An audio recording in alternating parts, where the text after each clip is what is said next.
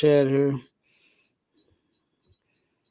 All right, all right. Yep, we all 1 second, everybody. Bear with me while I get this in the chat.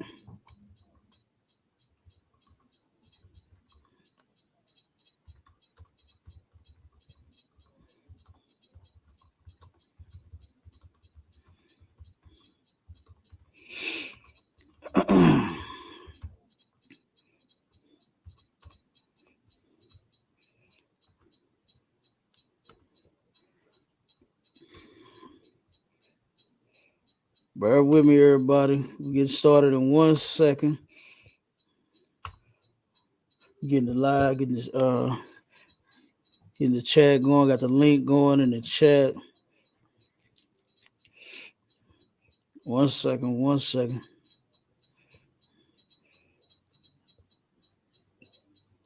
All right. I think we got it. Oh, 1 second. One.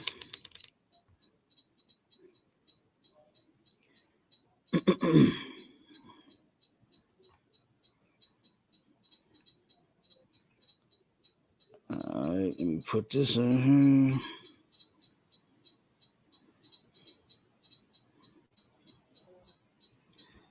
Put the link in here, and we're gonna get it.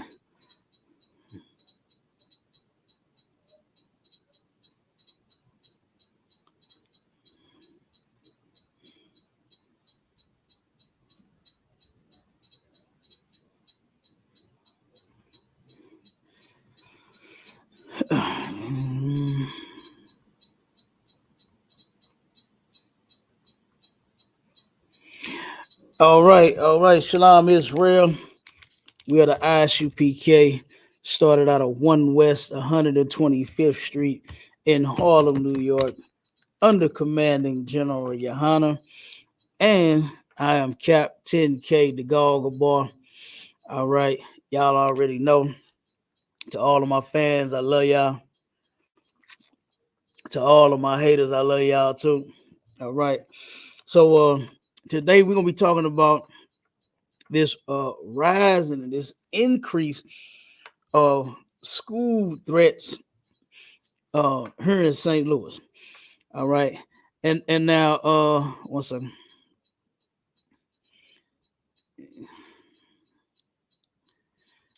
Okay, respond to the brother. Yeah, we got a lot of this going on. I mean, it's insane. I mean, it actually blew my mind. And the reason I'm saying it's so mind blowing because guess what? We're not talking about our oppressor. We're not talking about little white kids. We're talking about our kids now. You know, and now they are becoming just like our oppressors, the people that oppress us. Um, we turn around and the longer that we stay here, how people are becoming more and more just like these people, more and more like they're getting more and more evil. They're getting more and more ridiculous with their pranks. You know, it's just it is sad, man. You know, the Most High commanded us to be a separate people from the people that oppress us, not pick up their behavior. All right, I'm gonna give you those scriptures before we go into the articles and things like that. Let me give you the first one. Let me give you the first one where the Lord commanded us to be holy, and the word holy just simply means to be separate. It doesn't mean like what Christians think whenever they say holy, you start hearing harps playing, you see the clouds open up, you see doves start flying in the air. It's a whole damn scene, a whole show, of ridiculousness, right? And it just simply means separate. That's all. All right, and I'm gonna read it real quick. This is in Deuteronomy chapter 7 and verse 6. It says, "For thou art an holy people unto the Lord thy God." And who is the Most High talking about? Who is God talking about? He's talking about the Israelites. He's telling the Israelites that we are to be a separate people from all of the people that God created, right? The Most High created Israelites, white people, Chinese people, African people, everybody on the planet, okay? The Most High created them, but He commanded us to be a holy people, a separate people from all of the people that He didn't create. All right. And it says, the Lord thy God hath chosen thee to be a special people unto Himself. So the Most High, He turned around and just to make it simple and plain, you have 10 people. It's actually 18 nations, but you got, let's say, for the sake of time and the discussion, you have 10 people before you. You created them all, right? But you take one of them and you say, aha, this is the one right here. And you make it your special people, your very own, even though you created all the other ones, right? You make this one yours. And that's what the Most High did with His people, right? With the chosen people, okay? And He made us a special people unto Himself. Then it says this, above all people that are upon the face of the earth. The Most High created us, and He said that we are special, we are separate, and we are above everybody. We are above the Africans. We are above the Italians and the Russians. We are above the so-called white man. We are above all people. And I don't want to be equal to nobody. If our God put us in a position and created us and said, this is your position, I'm not getting up off of it. I'm not going to take the lesser to be equal. That's weak to me.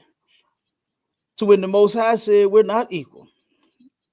Matter of fact, the white man in his constitution, he don't even think every man is equal.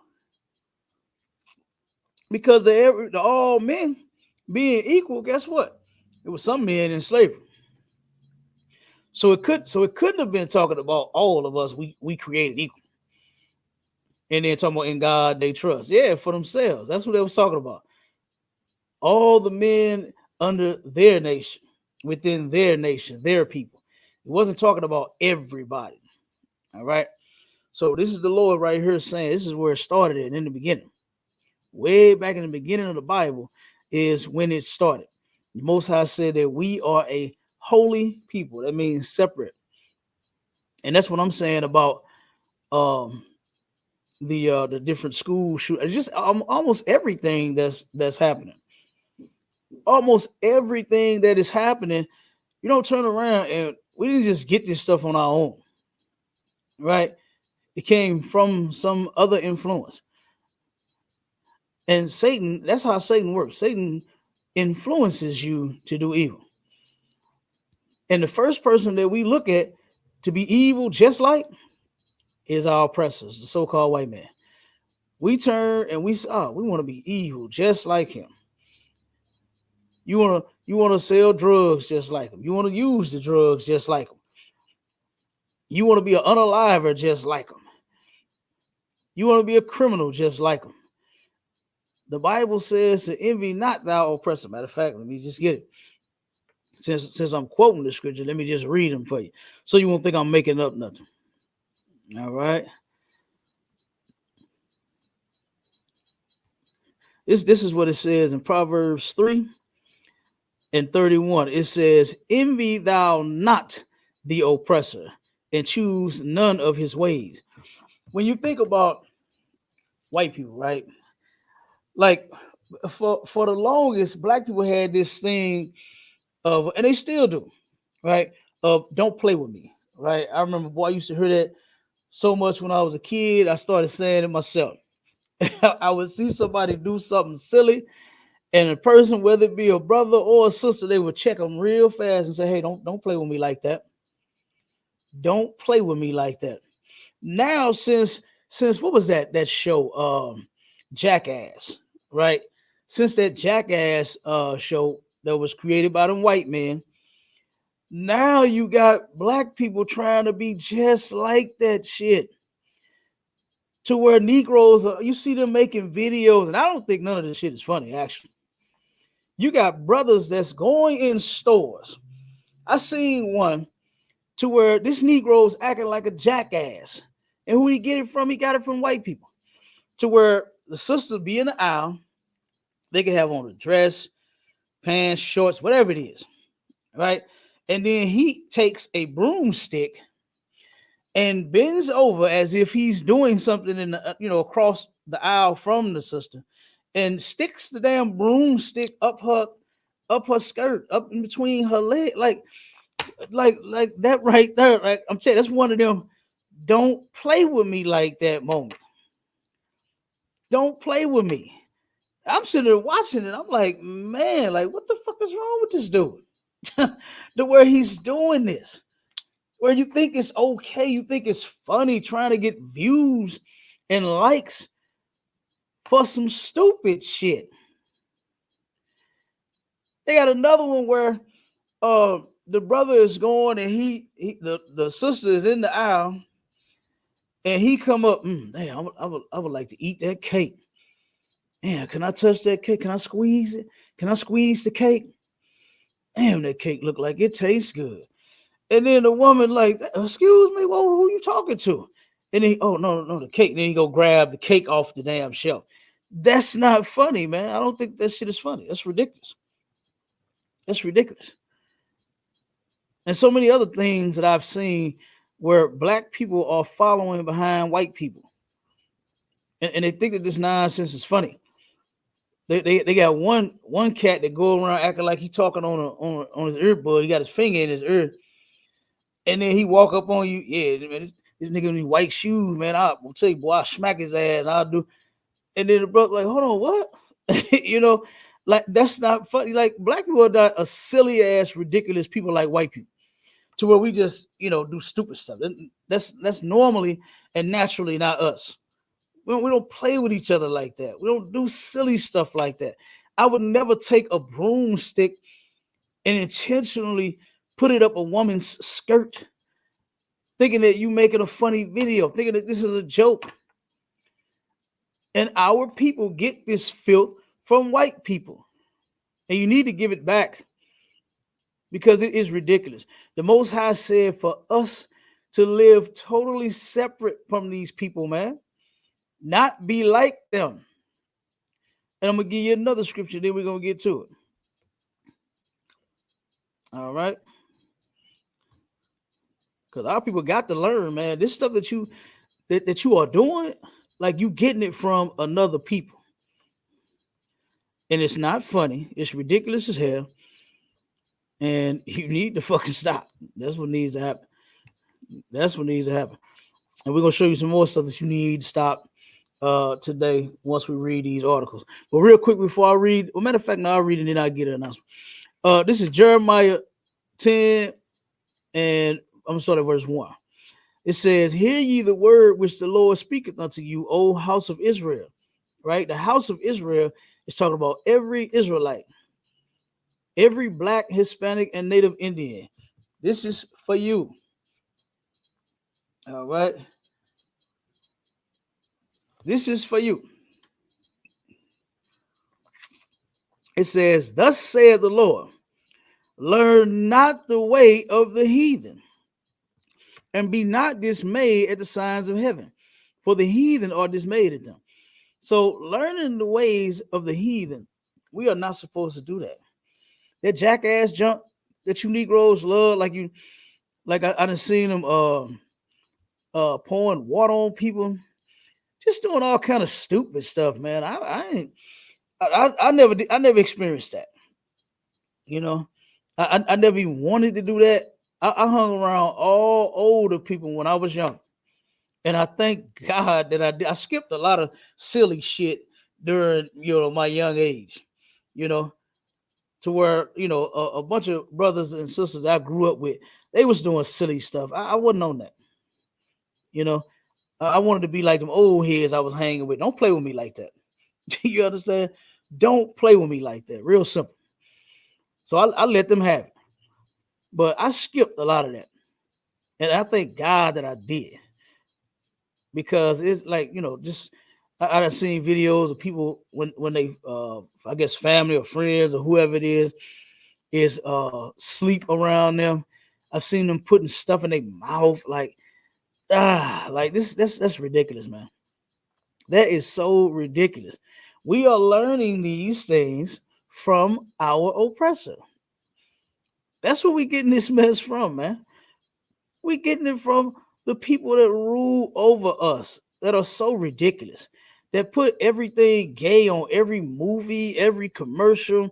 Everything has to be LGBTQ plus now. Everything. Everything. The people that rule over us, this is their plan. This is their plot against us. Okay? It's their plot and their plan. We don't need to follow that. Scripture says, learn not the ways of the heathen. Jackass, black people were never supposed to learn that. And I hate that you did. You think everything's a damn prank and a damn joke. You got brothers going around. There's another cat I seen that he go around when he see a brother walking with his woman, he'll turn around and say, damn, that ass fat. He'll say something about the brother's woman, about to get something kicked off. And I believe this cat had a couple of guns pulled on him. I haven't seen none of them videos in a while. So he might have stopped with his stupid ass. So, and then it says in verse 3, for the customs of the people are vain. That stuff is worthless to us, man. Their religions, their damn jackass shows, their pranks, their ideologies about life and God and Christ and everything, man. We need to leave all of that nonsense alone. All right. We need to leave it all the hell alone. And we need to stick to what our God told us to do. And number one is act like you got some goddamn sense. The damn shame that you are an adult and you don't know how to act. That is ridiculous. And look at how your children are acting behind you. You're ridiculous. They're getting ridiculousness. They're getting just as ridiculous as you are. All right. Now, real quick, if anybody want to come up on the stage, you can go to YouTube. You can go to Sharpen the Sword Radio, or you can go to ISUPK St. Louis, and you can click that link. And you can come up on the stage, and we can have a discussion. It could be on topic, off topic, and questions. Whether you agree or disagree, come on with it, or forget it. All right. If you're on Clubhouse, you can come up on there if you have a question, a comment, or whatever. Whether you agree or disagree, let's get it. All right, or forget it. And we on all platforms. We even got a conference line open for those that don't want to be live on the screen. You can call in, and the number is 712-832-8330. And and the access code is 9101409. Let me say it again. The number is 712-832-8330. Access code 9101409. All right. So the customs of the people are vain. That stuff you see white people doing is vain. It don't work for us. You think you're gonna rob and steal and kill, you understand, your way to the top like he did. It's not gonna work. It's not gonna work. You think you're gonna lie and cheat your way to the top. It's not gonna work. It's not going to work. All right. What we have to do as God's chosen people is obey the Lord. That's what we got to do. We got to keep his laws, statutes, and commandments. And with that comes much success and long life. That's in the scripture. But you don't have an option. You don't get to be a criminal. You get caught. You're the worst criminal on the planet. Boy, I'll be watching them shows on YouTube to where you turn around and you think talking your way out of it It's gonna help you when you talk yourself right into the jail cell. Black people are just not good criminals, man. They're just not. That's why we need to stop committing crimes. That's what we need to do. Stop committing crimes. Don't give a damn what your reason is and what you need it for. If your wife need clothes and baby needs shoes and milk, and you got to feed yourself and pay your bills and all that. Listen, if we come together and help each other out with our problems, then guess what? None of us will have to steal. None of us will have to go out and commit a crime. You don't have to do that. You don't have to. You choose to. All right. Now, the faster that we do what God said do, which is to come together, we'll be all right. All right. But let's get into the article, man. Let me get into the first article about the school threats. As a matter of fact, one of my properties is in one of these areas. And I was actually at the store. If I'm not on one day at least, one incident happened. I think the other one I was in the area, but not at the mall where this happened at. But yeah, this is crazy because I turned around and well, I'll just read it and then I'll explain.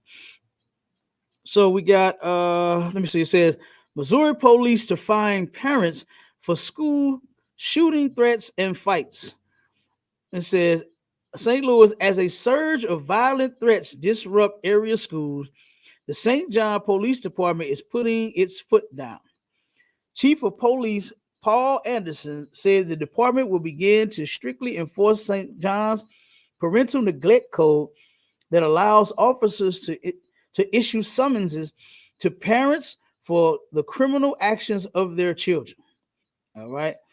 If guilty, parents will face fines and up to $2,000 in restitution payments to any person damaged by their children's misconduct.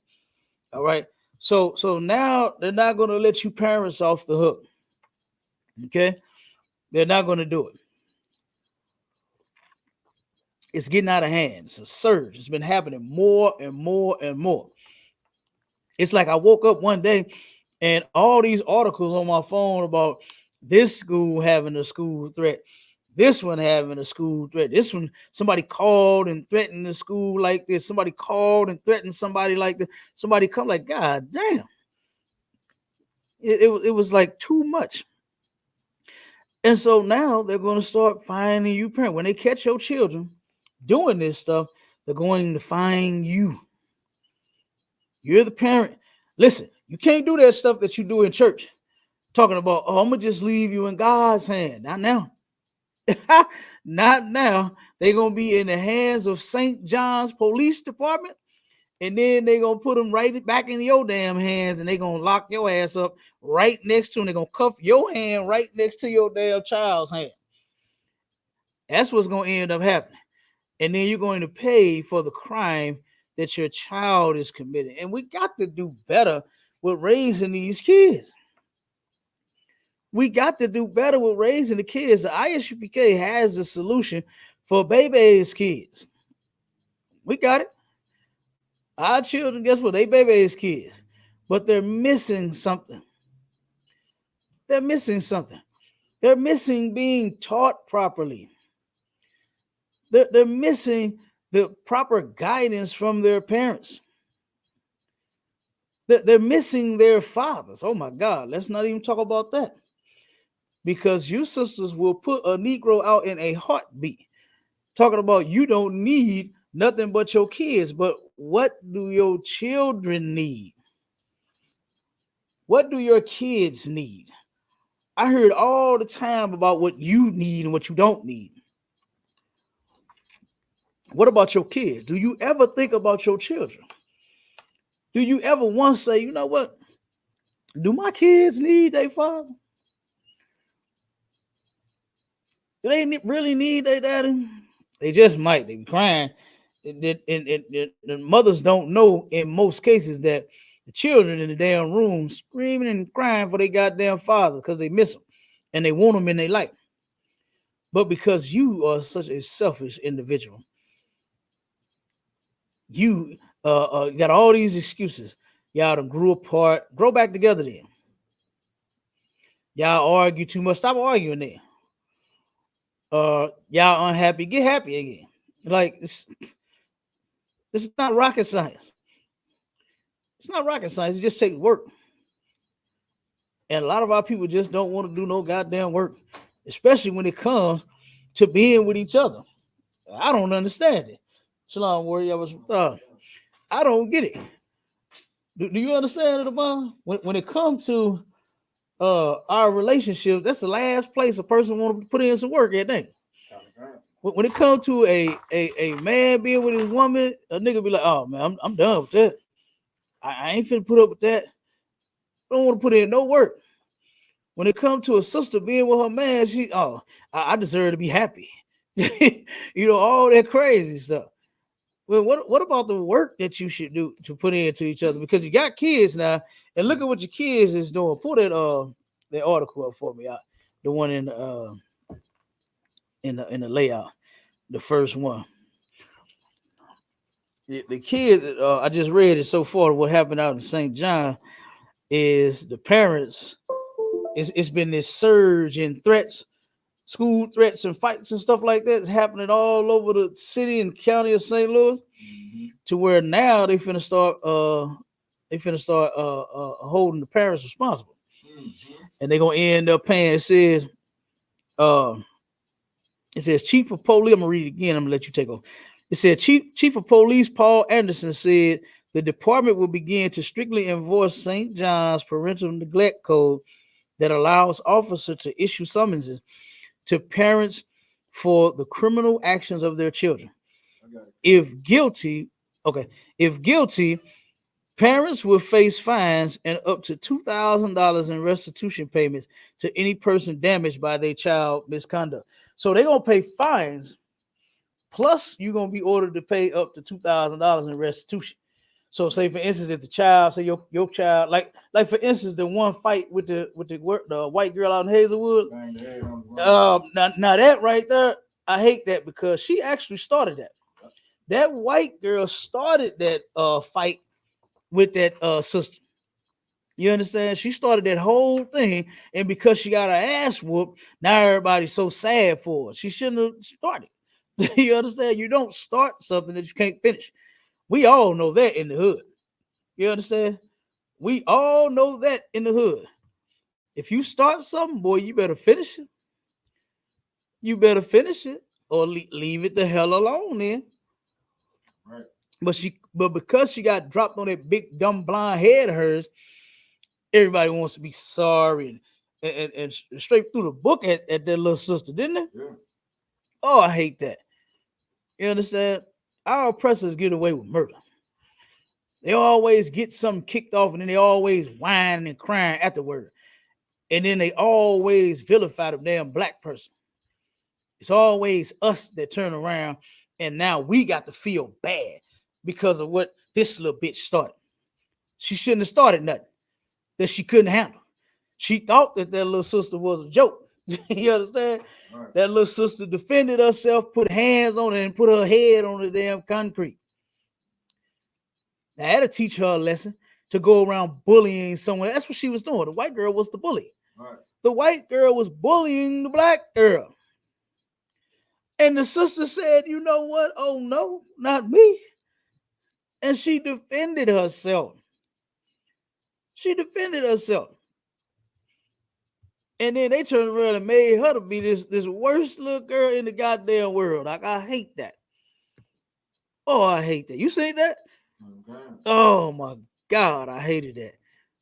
I hated it. The white girl was the bully, starting all the mess with the black girl. But then now she's the victim because she got her ass whooped. That's what happened. That's what happened. What they should have been teaching that white girl is, hey, stop bullying people. Like, you wouldn't have got dropped on your big, dumb, blonde head if you hadn't have been bullying the girl. Guess what? She would have never bothered you. You know what I mean? Right. She would have never bothered the damn white girl. She'd have had no reason to. She would have had to be in her face. They wouldn't have met up nowhere to fight, none of that.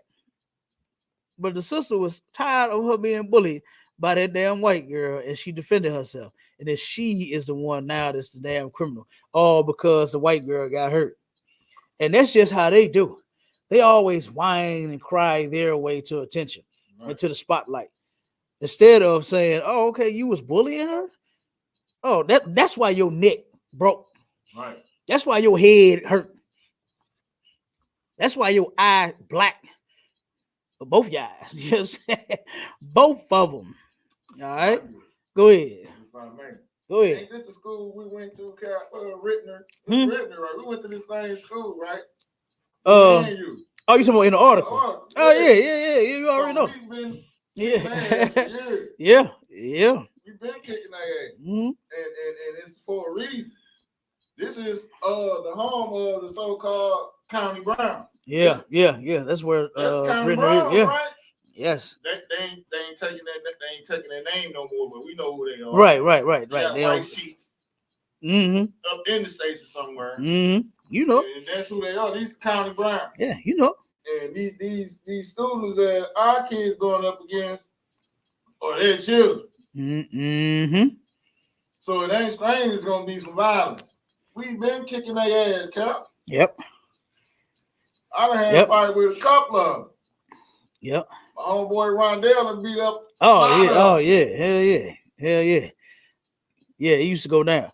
Yeah. I turned around and got put out of Rittner. Yeah. I got suspended. I had a fight with a white boy. Yeah. The white boy called me a nigga, but I called what's so pussy ass motherfucker, beat his ass, right? And they suspended me. They suspended me for defending myself. So you ain't lying about how we've been fighting them for forever. Yeah, forever. You understand? Forever. So yeah, I got suspended because I defended myself. Yeah. But they looked at what he said and what I said in defense, you understand, of him saying what he said to me. So he got away with calling me a nigga. You understand? But because I said, "Oh, pussy ass motherfucker," got up and started beating his ass, right, then I was wrong. They put me out of school, but then told him to go back to class. Told my mama to come get me. You understand? And my mama, she found out what happened. She, "Oh, don't worry about it, son. You all right. You all right." See, he shouldn't have called you a nigga. It's lucky how they go ahead. Me. I had a fight with the devil. Mm-hmm. And nobody gets suspended. Mm-hmm. You still at school. Right. 3 days later, they called me to the office. This guy sitting up in there with 2 black eyes. I walked in the office and I said, "Oh, hell no, I ain't do that." Hell no. No. Wait a minute. Hold up. Yeah.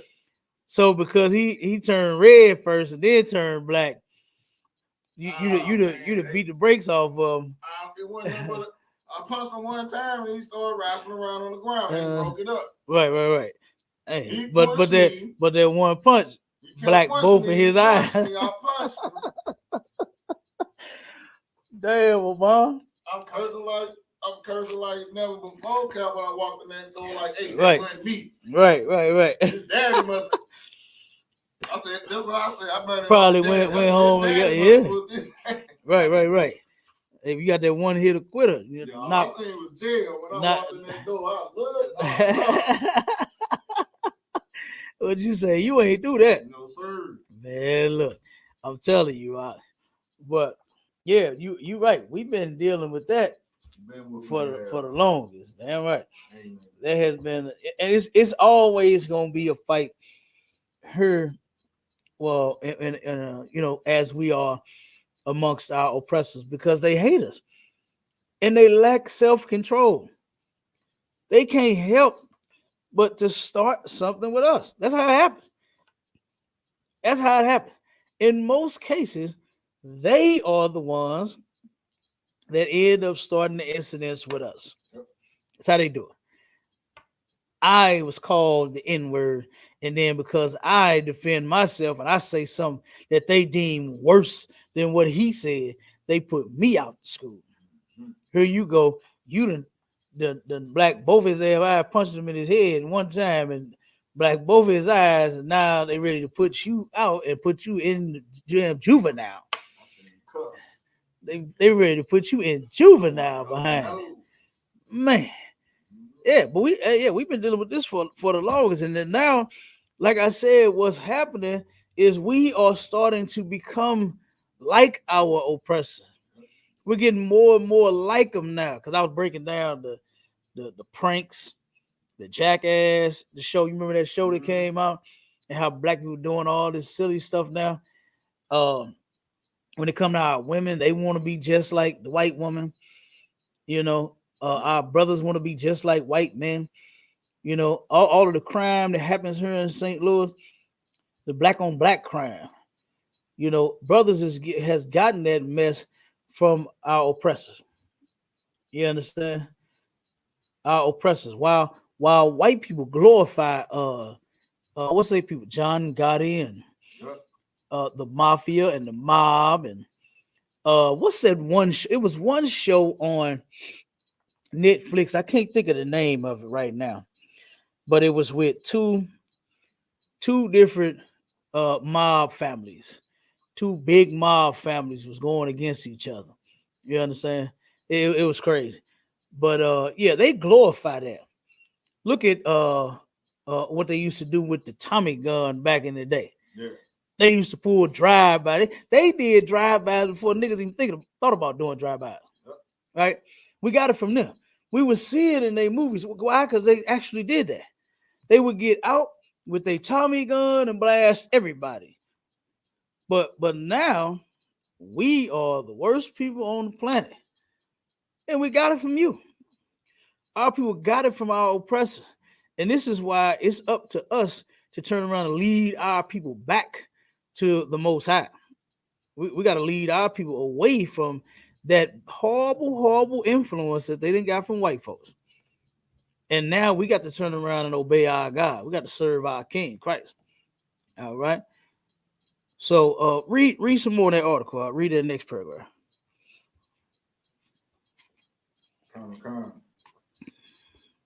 Where's the strict approach? The strict approach does not come without much thought and previous attempts to control the situation by lesser means. Mm-hmm. The city of St. John has been dealing with this seemingly losing battle for years. Okay, so and they ain't lying, because they was dealing with it out of their people, and they people was used to threaten, call, and do all of that. The same way they shoot up schools.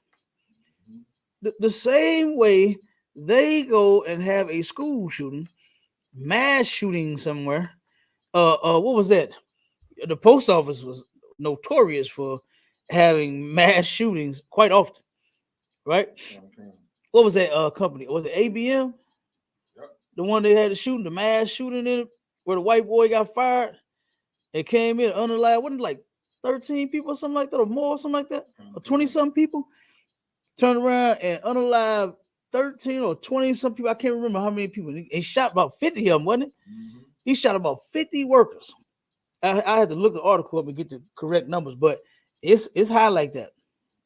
It's high like that. White boy lost his job and came to work with the attitude of he's going to unalive everybody. And boy, that business ABM that sits right on side of the highway at Union and 70. Oh boy. That day, I know they wished it. Like, God damn, we didn't let him keep his job. Right. You can't even fire white people. You can't even fire our oppressor, because guess what? He gonna go in on you. He gonna let you know what he feel about you. You know, so that's crazy. But yeah, they have been fighting this losing battle since forever, because first it was their people. Now it's our people. Now we doing it right behind them, like we some damn fools, like we don't have self-control. Look at all of what we've been going through for years. And we got more control than that. But now we can absolutely get it all the way together. Right. You can come here and learn how to act totally, to where you ain't gonna use their drugs, You ain't gonna pull their guns to commit no crimes, unalive nobody.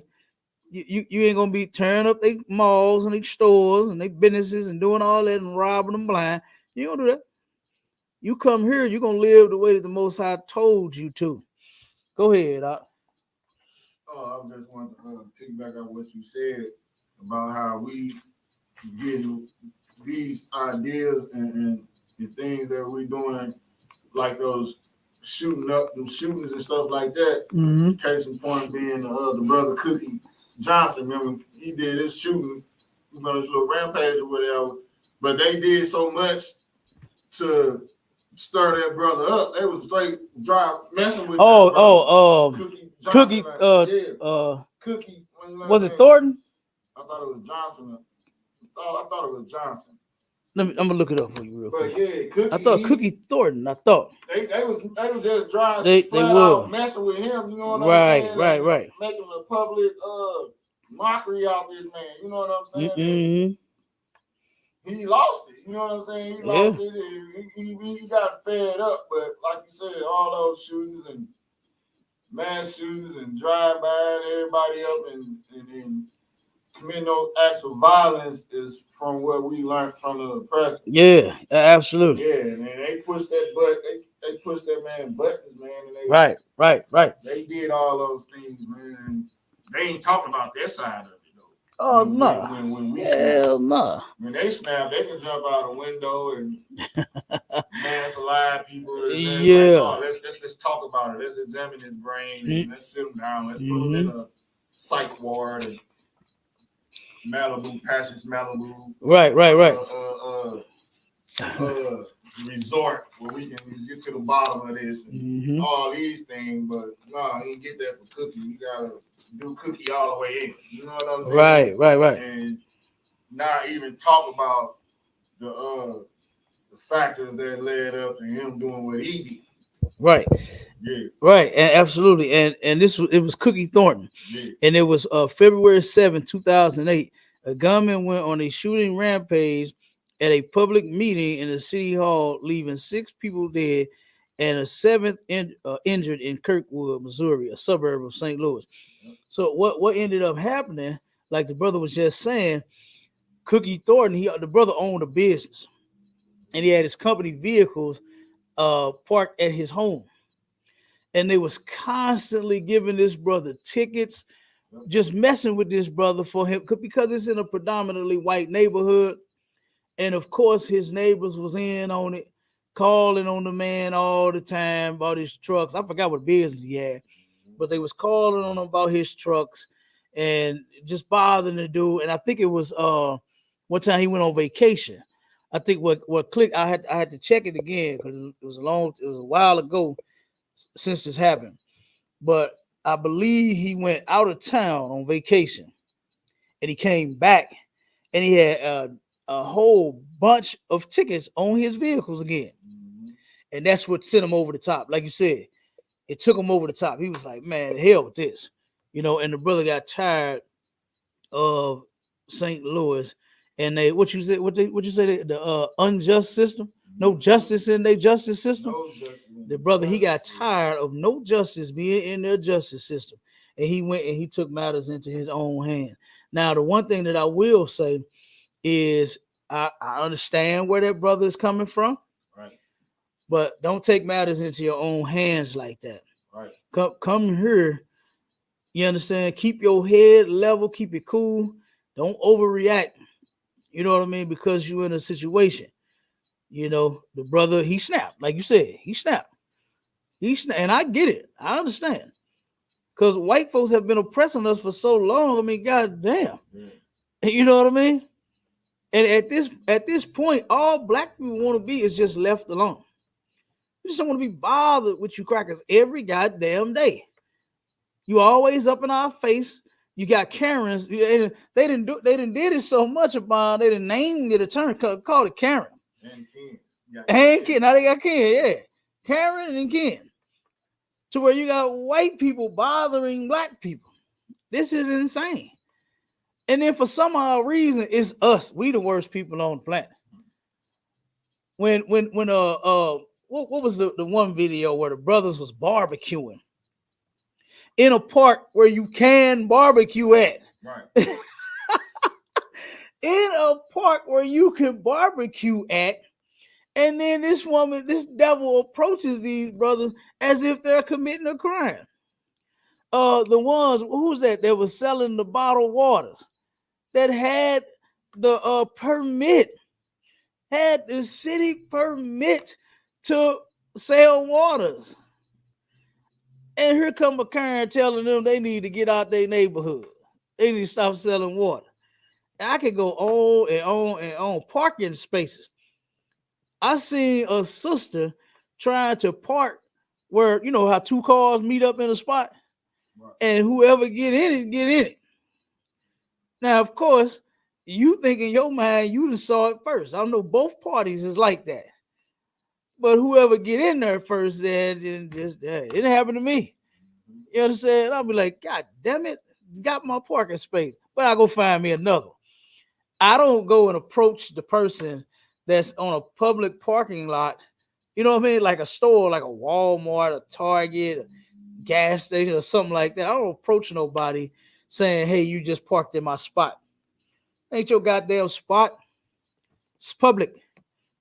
You talking about? That person just got in the spot before you did. But because that Karen is white and that person that pulled in their spot is black, they feel like, oh, you know what? I'm finna say something to them and they're going to get out of my spot. You better find you some business, Karen.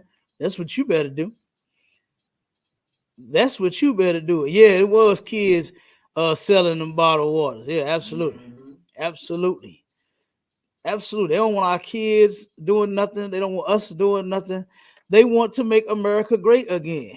And what made America so great to them was we were their slaves. We were shackled and we was doing nothing but entertaining them, growing crops for them, right, raising their children for them, cooking them breakfast, lunch, and dinner and snacks for them. That's what they want to see again. That's what made America so great. America wasn't great because they're here. You understand? It's actually what you call it, Obama? Hell America. Yes, sir. This is Hell Zuri. Yes, sir. You understand? Saint Lucifer. This is a horrible, horrible place now that white people have taken over. When you go places, you ride around, you can just see all the land and all. When I be on the highways, and I see all the corn and all, you know what I'm saying? And I see the hills and the mountains when I be traveling. I be like, man, this really was a beautiful place. But then when you turn around and see one of them, you realize how ugly it became. It's terrible. All right, read some more there, bro.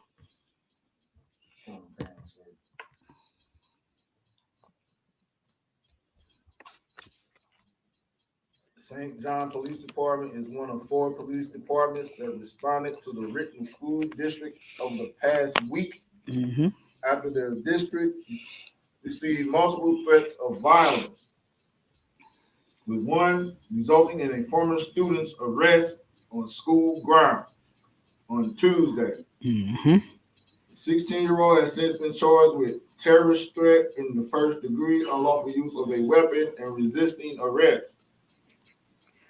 Parents of former Richmond student accused of threatening school facing tampering charge. The parents were charged Thursday evening with tampering of physical evidence.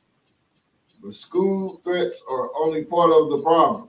Okay, so right here, now this is what I'm saying. The solution to this is for us to turn around and obey our God, right? He has laws on how we are supposed to conduct ourselves. He has rules, right? And conducting ourselves in their manner, in their fashion, that's not how we're supposed to do it. That's how our oppressor solves problems, right? He would turn around, like I said, how many school shootings has there been, about since since man we've been kids? Yes, I was always hearing about some school shooting. That's how they, solve issues. They resort to violence because they are an extremely violent people. They are extremely violent. So that's all they know. But us, we don't have to do that. Right. We don't have to do that. And in most cases, this boy here, this 16-year-old father is not in his life. The solution to this problem is to get his daddy in his life. Or if his daddy is not around, then he needs other men. Matter of fact, just bring him here. Just bring him to the ISUPK and we'll deal with him. Right. We'll deal with him. We'll do it. If the father's not around, say that the brother is deceased, Lord will he's not, but hopefully, guess what? Hopefully this sister and this brother, his parents, whoever it is, reach out to us and come and say, hey, we need help with our son. And then we'll do it. We'll fix that problem. We'll work with that brother and turn him into a soldier and not a criminal. Yeah, right. All right. Keep going, Abba. Juveniles who don't live in St. John have absolutely zero respect for the law enforcement and have caused ruckuses throughout the town. Mm-hmm. Over the past few weeks, police have encountered almost daily disruptions to a local shopping plaza and a McDonald's, as well as a large fight inside a Snick's grocery store on the 17th of September. Now, that's what I was talking about. I was actually in the store that day that happened. Damn. I got there right after. And I was wondering what the hell was going on with the police because they was all up and down the lot. Mm-hmm. And I saw them, and at first I'm like, damn, here they go bothering them. Of course, it was our kids. You know what I'm saying? I said, damn, here they go bothering the kids. They tell them, get on out of here. You got to go. You know what I'm saying? And I'm like, what the hell is happening? But I didn't know until, afterward, once I got this article and I read it, I'm like, oh, this is what happened. This incident took place just before I got to the store. And they turned around and there was a lot of them still hanging out at the the pizza place, the beauty supply. They were standing right beside the damn Snooks. The little hole in between the beauty supply and the Snook. They stand right there. They were standing right there. A bunch of them. They was down at the was it the cell phone store? I can't remember if it was the cell phone store, but you get the point. They was all over the mall. And like I said, the police kept rolling around constantly. They kept rolling. What the fuck is going on? And turn around, and this is what happened. Go ahead, keep reading. Our residents are tired of this. Mm-hmm. Anderson said. Our business owners are tired of this. Mm-hmm. The unruliness has extended to school threats. On September 12th, Brittany High School switched to virtual learning in response to reports of online threats overnight. Mm-hmm. Students returned to school the next day. Mm-hmm. So they turned around, and a lot of schools had ended up shutting down that same week. I don't know if you remember, but that same week, it was a bunch of school threats all over. And a lot of schools ended up shutting down that very week. Okay, keep going. In the Parkway School District, Barris Elementary went on lockdown after police received a 911 call that referenced a bomb in the school. Police canvassed the building and later gave an all clear. Also on Thursday, acting St. Louis Public Schools Superintendent Millicent Borshade said police investigated threats towards McKinley, Compton Drew, Shenandoah, Malanphy, Yateman, Academy of Entrepreneurship, Studies, Middle, and Mason School. All these damn schools. Let's get and it's more actually. It's more that was on the list of threats. Yeah. Keep going. Threats involving Lionett Blow, Roosevelt, Long Gateway STEM, and Central Visual and Performing Arts High Schools also emerged. Saying after investigation, law enforcement, including St. Louis Metropolitan Police Department intelligence officers and an FBI task force, determined the threat was not likely. Mm-hmm. Keep going. So they just basically saying wasn't no bomb. You know what I'm saying? There was no threat, even though a threat was made. That this is not likely that there is a bomb in this school. Go ahead. Numerous other schools in the St. Louis area have received threats over the past week as copycat threats emerged. Nearly all were determined to be uncredible. Now this is what gets me is the copycat mess. Is once one somebody do it, you got all these other ones rolling right behind it. That gets on my nerve. And it's like, how in the hell do they even know that? Like, is they all involved, or they all, you know what I'm saying?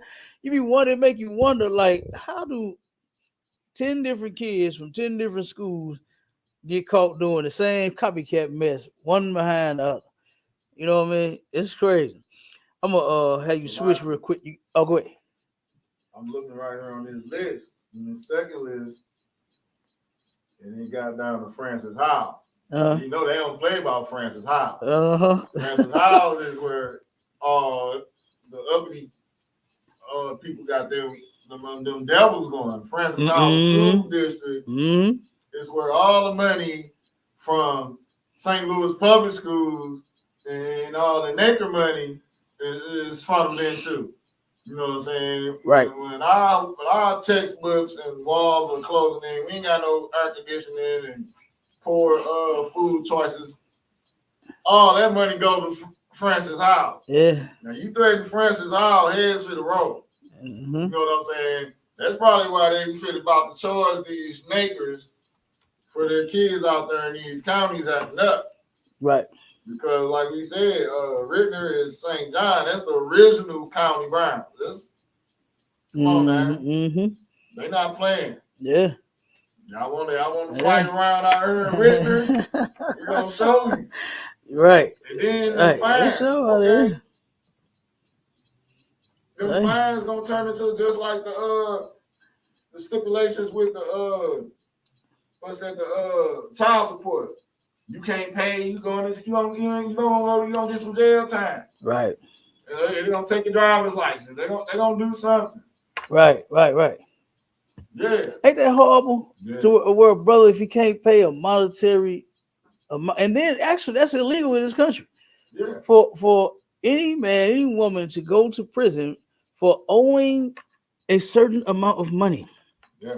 They made that illegal in this country, but went to work with that pen of theirs, and made a way around that law and changed the definition of child support from a debt to an obligation debt. Like our oppressor is diabolical. You understand? He is diabolical. He has all the ways around, around his own laws, even right, to where he turned around and said, "No, whatever debt you owe, you can't go to jail." But once he found out, hey, this could be real lucrative for us. We can get paid off of this. They went to work and renamed the definition of child support and said, "Oh, here it is right here. This is something different. This is on another level. This is an obligation debt. This isn't just a normal debt." You see what I'm saying? So, and now you got tons of brothers and now sisters. Now you sisters are getting hit with that child support, and y'all going to jail right behind us. Y'all getting them there going in and out of court, wasting y'all time having to go see these people every goddamn month. Sometimes twice a month. I've seen and heard of brothers having to go 2 or 3 times a month for this nonsense. When we don't need them people in our business. Right. We're not supposed to pay child support. We're supposed to support our children. I'm right. Yeah. And you sisters need to get your minds right. Learn to stay with your the father of your child versus putting them on child support. That's easy. That's easy to do. Learn to stay with the man. Go ahead, Doc. Go ahead. They got a bomb threat on the 17 in Ladue in Horton Watkins High School. Yeah. Yeah. All the county schools are getting them too. I feel feel sorry for you niggas, man. Man, you fit to pay for that. You already know. And you know it ain't no nigger, little black nigger somewhere calling in these threats. Right. That's not our people doing it. Right. You know it. But now give me the next one. Now they did catch one of our people. Now that's the thing that I hate. Is yeah, it's the next order. Pull the next order.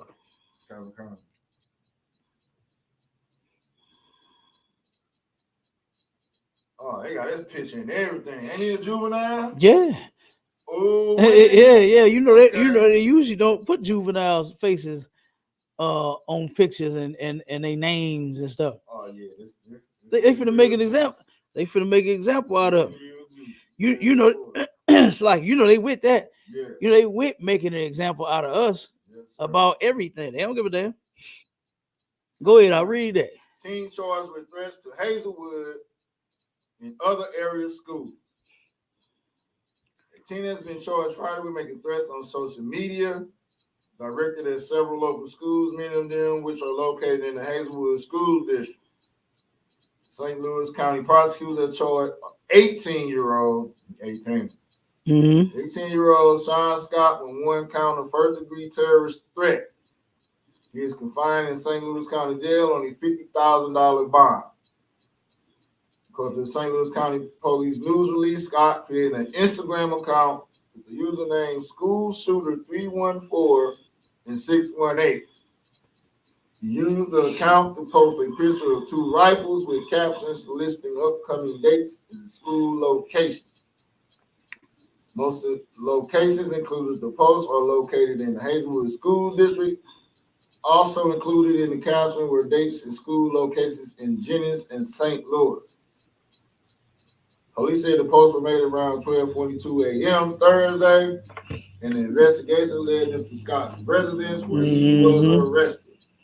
During the question, police said Scott told officers he knew the post would place thousands of people in fear, and he did so because he was bored and did not want to go to school. That's why he ended up doing that. Because he was bored. Ain't that what our oppressors say? Every time they do it, it's right. Because they was bored. Dang. Yep. That's why I said we falling right into their hands and in their trap and where they want us and where they want our sons and where they want our daughters to be, which is behind some bars, which is to be criminals in a system. We got to turn around and read that scripture. Give me that Proverbs or something. It's all in the layout. Give me that the one in Proverbs. This is what we got to do for our children, right? We should be tired of our children going into the hands of their system. It's in the layout. No, I'm saying the I'm saying the whole yeah, I got it. Yeah, okay, go ahead. Yeah, I got the whole scripture now. Come. Proverbs chapter 22, 5 and 6. Mm-hmm. Thorns and snares are in the way of the froward. Oh yeah, that's it. Come on with it. He that doth keep his soul shall be far from them. So read that again. Thorns and what? Thorns and snares are in the way of the froward. Thorns and snares are in the way of the difficult. You understand? That's what being froward is. You difficult. You understand? You just cannot seem to help yourself when it comes to keeping the Most High's laws. You just can't do it. Right? So thorns and snares is in the way of the froward, meaning that you're going to walk right into a trap. You're going to walk right into something and you don't even see it. You don't see it. Keep on. Train up a child in the way he should go. And when he is old, he will not depart from it. Okay, that's what we need to be doing. Teaching our children about these snares and these traps. Training them up in the right way in which they should go. Like, for instance, you hear in the church, and I used to hear this all the time. Whenever a child would be too much for the parents, First thing I would hear them say, I'm gonna put you in God's hands. That ain't what God said to do. That ain't what God said to do. God gave us wisdom so that we could teach our children how to act. You have an obligation. Them your goddamn kids. What you giving them to God for? What you talking about? I'm gonna put you in God's hands. You got to start teaching them from youth when they're young. That's what the scripture. Give me that in Ecclesiastes. What scripture is that? I just thought of one. 1 second. It's in Ecclesiastes. I think it's is it 3? 7. Well, hold on 1 second.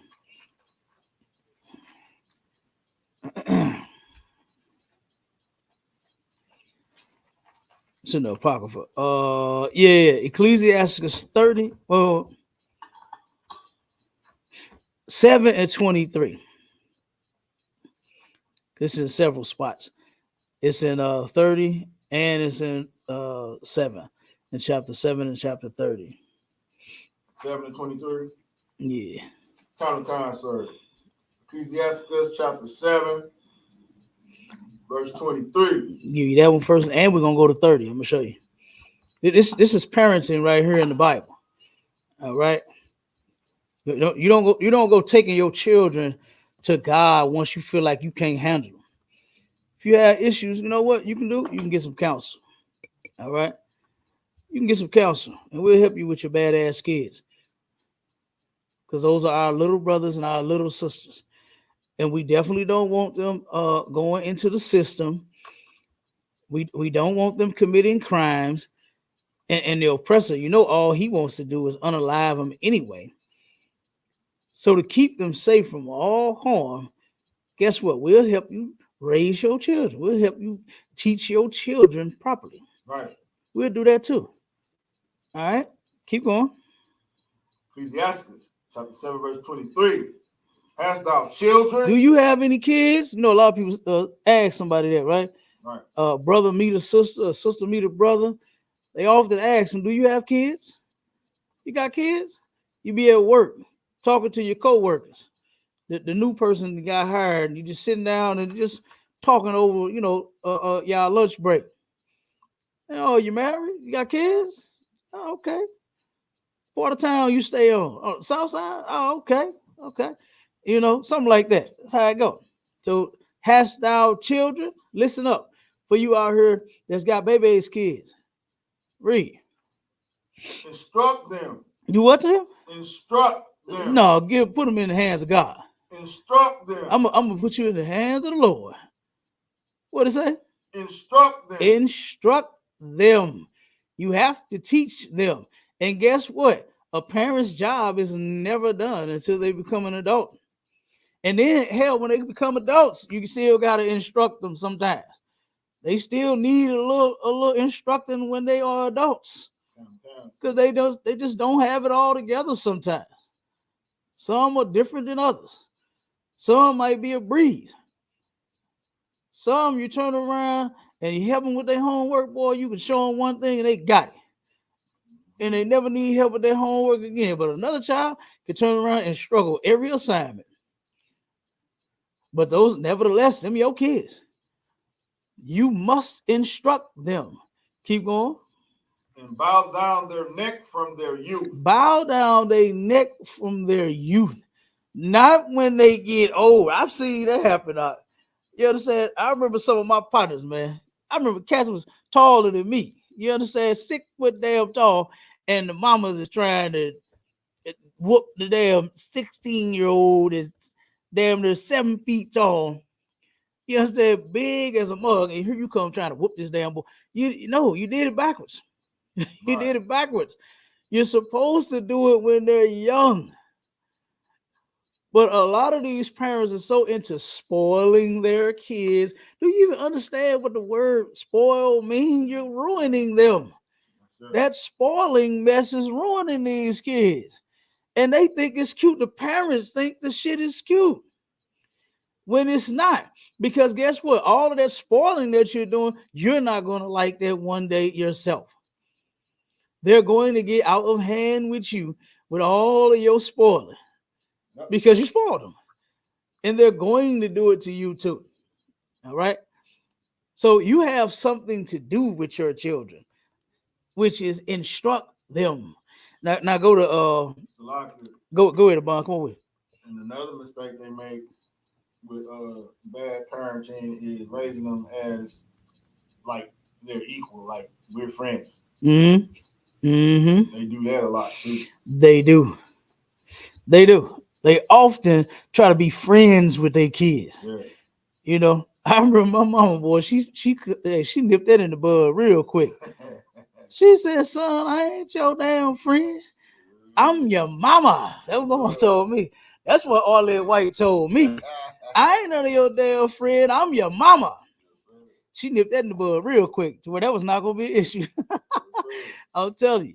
But you're right, Amon. I've seen a lot of parents. I've seen parents to where they even do drugs with their minor children, huh? The minor kids, like they don't even stand a chance, man. Like, what the hell? I can't imagine smoking a blunt with my mom. I can't even. Oh my God, I can't either. That don't even make sense. I can't either. I kept the things that I was doing away from my mama, not wanting to do it with her. I ain't no man. Hey, we were just a different breed, but I don't think me or you was interested in doing anything with our parents. That was my mama, and that was it. You understand? That was my daddy, and that was it. Wasn't no, oh man, me and my daddy, we finna go get on these hoes. You know what I'm saying? Nah, wasn't none of that, man. We kept that separate. I did that with my partners. I did that with the men that I grew up with, not my damn daddy. You know what I'm saying? So it's a totally different thing. Now it's like the norm now. Yeah. It's the norm now to where these parents, they love kicking it and enjoying the company of their damn kids. That's crazy to me, man. That's crazy to me. Go ahead. Come on. Yeah, it's 30 and 12. Ecclesiastes chapter 30, verse 12. Mm-hmm.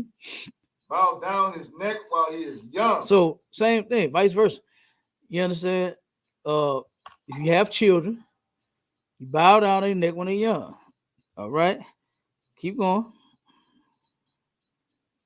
And beat him on the sides while he is a child, lest he wax stubborn. So 1 second, stop. So when they say beat him on the sides, it's just talking about giving them a whooping, right? What they would call here in this society, what they call it, corporal punishment, right? Call it corporal punishment, to where you are allowed as a parent to spank your child, to give your child a whooping, right? To give them a few pops and a few licks, whatever, we used to call it that. You know what I'm saying? I used to, my mom, oh my God, that was her favorite thing. I will pop your ass. She used to say that all the time. She would go pop my ass if I ain't stop, right?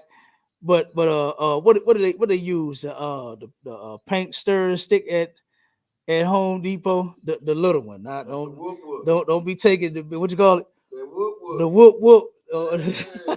The whoop whoop. Okay. Yes, you get that little paint stirring stick. Got it right and you look, a bar guy here is with him.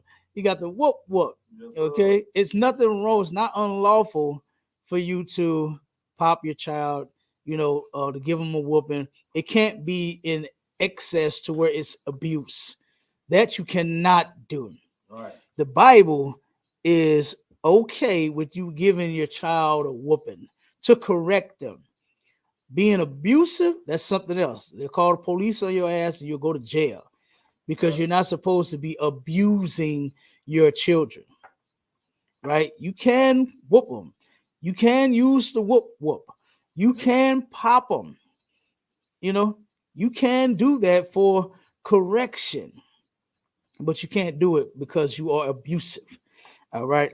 So it says, bow down his neck while he is young and beat him on the sides while he is a child. Right. The Bible says to spare the rod, you spoil the child. Okay. Meaning that don't be crazy and just whoop on your child for every little damn thing. It don't take all of that. Some things may cause for a whooping. Some things may call for a talk, may call for a timeout, may call for, write your name 1,000 times. The goddamn hand start hurting. They ain't gonna be able to do nothing no more. The damn hand hurt from writing 1,000 times. I will not do this again. You understand? Whatever. Okay? It's not unlawful. And it says to whoop them on the sides every now and again. There's nothing wrong with a child getting a whooping. It's the abuse thing that you're not supposed to do. It's abusing. And keep reading now. It says, lest they wax stubborn. This is what's going to happen if you are not parenting your children properly. This little guy said that he was just bored. That's why he did it. Right. That ain't no shit that I wanted to do when I got bored. I wanted to go outside. I wanted to ride my bike. I wanted to play ball with the cats on on the block. I wanted to go do something. I used to want to play catch a girl, get a girl. Boy, when I first moved down there and they was playing that game, I'm looking at all them fine ass girls. I'm like, ooh wee, I can't wait. This is my turn. You understand? I said, what is y'all playing? I saw everybody huddled up. And like I said, I hung around all the older kids. And I turned around because it was just something about the younger ones. It just didn't do nothing for me. I'm looking like, what do I know and what do he know? We the same age. He can't teach me nothing. You understand? So I started hanging around the older kid, all the old heads. And all the teenagers, they all huddled up, they all talking, about 20 of them. You know what I'm saying? And then they all just broke and ran. And I said, what the hell? I followed one of them in the goddamn bush. Right. I said, man, what y'all playing? I'm hiding next to him. I'm still playing with him. You know what I'm saying? Playing the game, whatever they doing. I'm just following him. And he like, oh, this catch a girl, get a girl. I said, what kind of game is this? He said, you'll see. You know what I'm saying? Just keep going. And so I'm standing there in the bush with him until he caught a girl. He ran over there. He humped all over, touching all. I said, whoa, what is this? And I said, damn, I can't wait till it's my turn to play.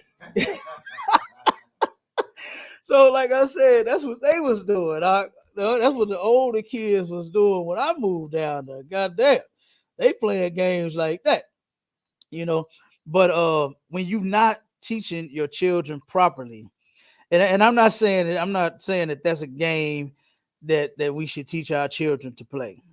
Okay, that is not what I'm saying. That was just her in St. Louis. That was her in St. Louis. That went down her in St. Louis. I'm just giving y'all my experience of being here in St. Louis. Of being here in the Louis. Okay, Bob know what I'm talking about. You understand? So no, I don't, don't teach your children to play that game. I'm not advocating for it. Just saying, this happened. So it says if you're not teaching them, right? If you don't bow their neck when they're young, they said he'll wax stubborn. He's gonna become stubborn. And what else? About finish it up. And be disobedient. He's going to be disobedient unto thee. Your child is not going to listen to you because you're not teaching them nothing. You think buying them everything is the way to go with your children. No, it's not. You can't buy nobody's love. You can give me some money, though. Cap needs some money. Give Cap some money. I got things to do here in St. Louis. Okay. Give me all the money. Don't give it to Baby's kids. Okay? Baby's kid don't appreciate it yet. All right? But he's going to be disobedient unto thee. And what else? So bring sorrow to thine heart. He's going to bring sorrow to thine heart. How many kids, have made their parents sorry?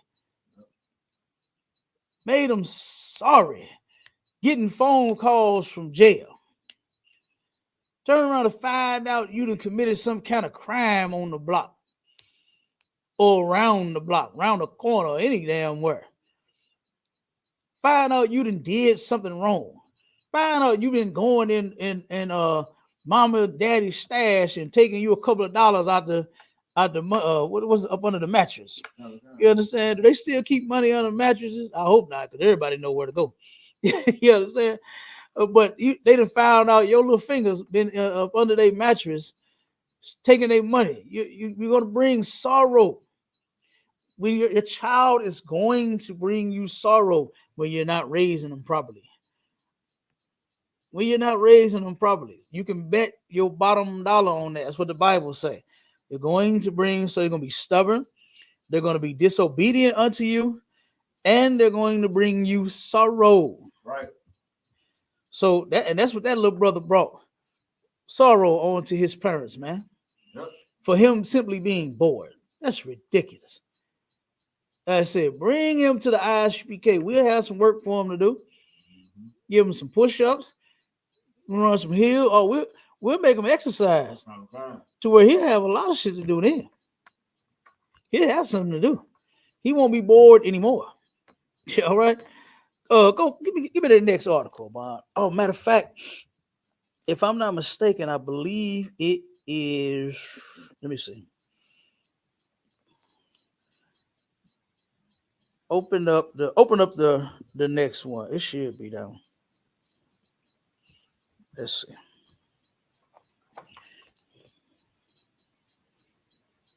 Counter, sir. Yeah, that's the right one. Go ahead. Police investigating St. Louis looting following execution. Man, a brother by the name of Marcellus Williams was put to death here in St. Louis by the state of Missouri, right?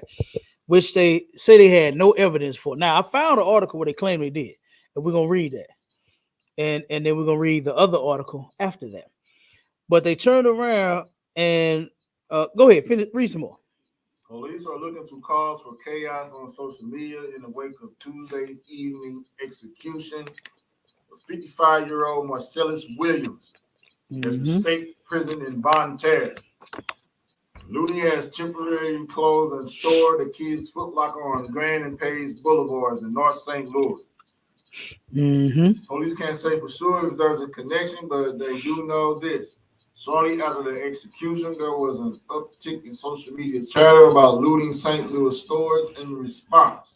Shortly after that came the break-in and looting at the Kids Foot Locker store where large boards now covered the shattered window.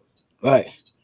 Give me the next article. So what happened was social media, and of course, the police department, the government, all these, special ops and all these different, crime stopper organizations and departments, they're watching social media, right?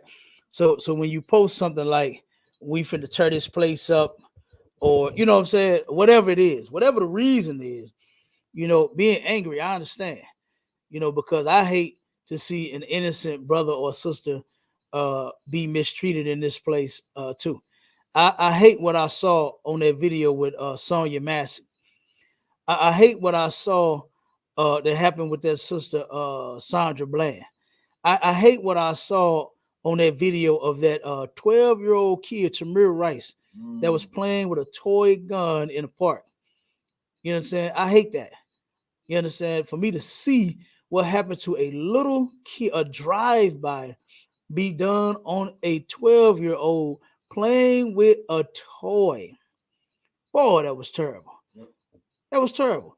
The white person that made the phone call to the police, they said on the phone, I think it's a kid, he has a gun. I think it's a toy. I just want to be sure. That's what they said. That's what they said. They let the cops know, they let the dispatch know that it's possibly a toy. This person, and it was a kid, and this person was not alarmed. Right. They was not alarmed. They weren't whispering like, "Oh my God, he has a gun." You understand? They said, "I think it's a toy. I just want to make sure it's a toy." That's what they said to the dispatch. And this cop, these two cops pulled up because it was the one on the passenger side. He jumped out of the moving vehicle and gunned this 12-year-old kid down for playing with a toy. This hell, yes, sir. This place is not our rest. I don't know why you Negroes trying to get so comfortable here, voting and smoking all the weed and all the drugs that you can, and envying your oppressor to the point to where you want to be just like them. I don't understand you. This place makes me hate it. I hate the things that me and my people are going through, whether it's happened to me personally or not. Whether the police are planting drugs on me or not, they're doing it to my brothers and sisters. Whether the police is pulling me out of my vehicle and slamming me across the hood, they're doing it to my brothers and sisters. Whether it happened to my 12-year-old child or my brothers and sisters, it happened to one of my little brothers and sisters. A 12-year-old child was playing with a toy. Meanwhile, you have white people that play with real guns and go and commit real crimes with them. Dylan Storm Roof, they apprehended him. How many people was in that church he shot and killed? 9? 9 or 11? He had 9 or 11 people in the church. That all they was doing was just singing songs. What the hell did they do to you? Right. They in a so-called praising Jesus. What did they do to you? You understand? And this coward's reason for doing what he did told us they're taking all of the women. You punk, if you can't get no woman, that's on you. That's on you. What they say when you get John, little ugly ass boy? You understand? That's on you, little ugly ass white boy. Mad because you can't get a woman, so you're gonna go unalive some people in the damn church that ain't did nothing to you. They ain't bothered you, ain't even thought about you. But you gonna unalive these folks. And then the police apprehended him, Abon. I saw the video. You saw it? Where they was telling him, yeah, and took him to go get him something to eat. He said, man, he said, after that killing spree, I'm hungry. And they said, sure, what would you like to eat? He said, Burger King. And they said, sure, have it your way. And took him to go get him something to eat. That's what happened with our oppressors. That's how they get treated in this place. You understand? But us, meanwhile, oh man, the innocent of ours get mistreated. Go. You got a hard, crusty, stale bologna sandwich. Oh man, that's what you man. Ain't got no friends. And a honey bun, right? Honey bun and a like you said, a hard cold bologna sandwich. Damn. And a cup of juice. Good damn night. That is ridiculous. Yeah. But Dylan Storm Roof, he got apprehended. But that kid, Tamir Rice, was playing with a toy. Was playing with a toy, yeah. This punk shot a, how was it late? 90 years old? A 90-year-old lady. I think she was like 86, 90, whatever it was.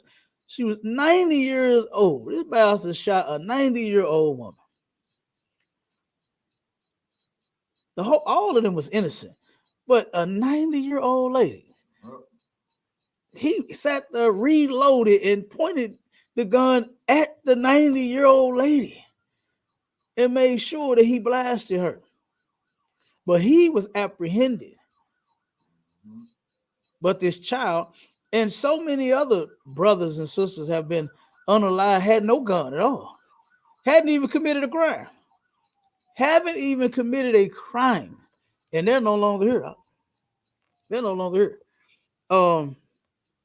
Give me that next article. Read that next. Missouri executes Marcellus Williams despite calls from the victim's family to spare his life. Mm-hmm. The family of the victim, what was her name? Shit, I forgot her name. Leisha something. See if you find it in there for me. But they turned around and they said that they wanted his Lisa Gale, sir. Yeah, Lisa Gale. There you go. They wanted his sentence to go from death penalty to life. This is what the victims were saying. The family member of the victims. This is what they were saying. All right. Go ahead, Abon. Read that. Despite protestations from the prosecutor's office that sent him to death row and anti-death penalty advocates, as well as calls for clemency from the victim's family. The two men famously convicted by the Missouri justice system for murders they did not commit.